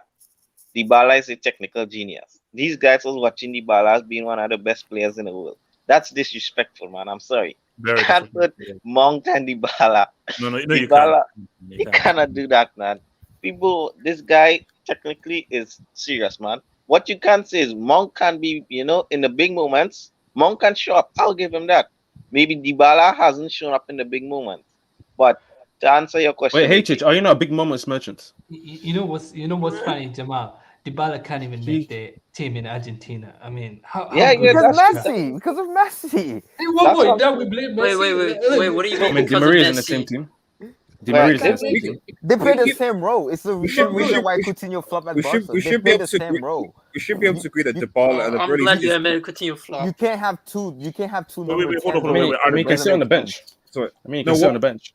What I was saying is that, like, I mean, if fundamentally, like, if we're talking about just individual technique, that's one thing. But, and I assume your question was about coming to Chelsea.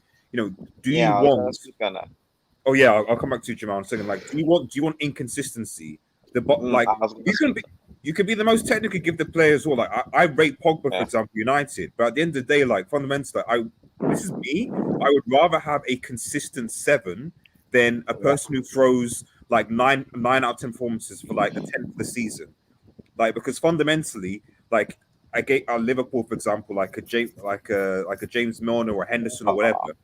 They're not technically good players. They're not, but at the very least, especially Henderson, they're consistent players, and they do that for Liverpool. So fundamentally, like. By the way, LDS, I realize you love the word fundamentally.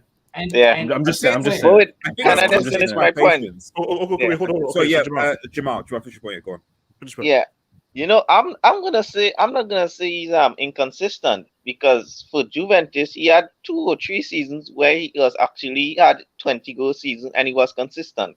What I think is Dybala problem is he's not clutch and he's not a big game player. That's the thing with Dybala. No, he's not a big game player in the Champions League. Yeah. Against in Italy, against the team, he scores big goals. Because which is why I go back to that UCL. That was when he was supposed. Because remember, he scored a brace against Barcelona in the first I remember that brace. Yeah, I remember. Well, that was 2017. Like, what are we That's talking about? but That that's was the point that if Dybala showed up in that final and won it for Juve, we're having a very different discussion about. Wait, but did it happen? Did it happen? But wait, guys, 15, the last thing. Yeah, last thing I'll say. The question H asked us if he's relevant to 2022, and I'll say no. But I think he's 27. I think he needs a move 28 to refresh his career. Oh, he's 28. Yeah, I think he needs a move to refresh his career, man. And that could be Chelsea. But I'm just going to say, it will never happen because FSG are the worst owners. But imagine Dybala being Liverpool new false 9 and doing the Firmino role. I don't think it works. Come on. Bro, it works. To me, Dybala will be the ideal replacement, but it will never happen. I don't think he works. Yeah, exactly. He won't work as hard. This guy's very lazy, bro. So from Fire Z said it was said the UCL was one of Hazard's allergies. That's it was. Fair. So what's it called? Nats. I'll go to Natsa, Barry, then Zimmerman. So Natsa, thoughts on Dybala? No, I like Dibs more. I like Dibs more. Okay. You know what? If you get Dybala and all these receipts come back again, it might. Wow. Nasa, man. Wow. You gotta check the time, Nasa, man. Wow. Check the time, man. Bro, I didn't even speak once. Yeah, exactly. Wait, leave him cut it. Man, I'm surprised he cut it off there. Bring it back. Bring it back. That's rude. You can't end this.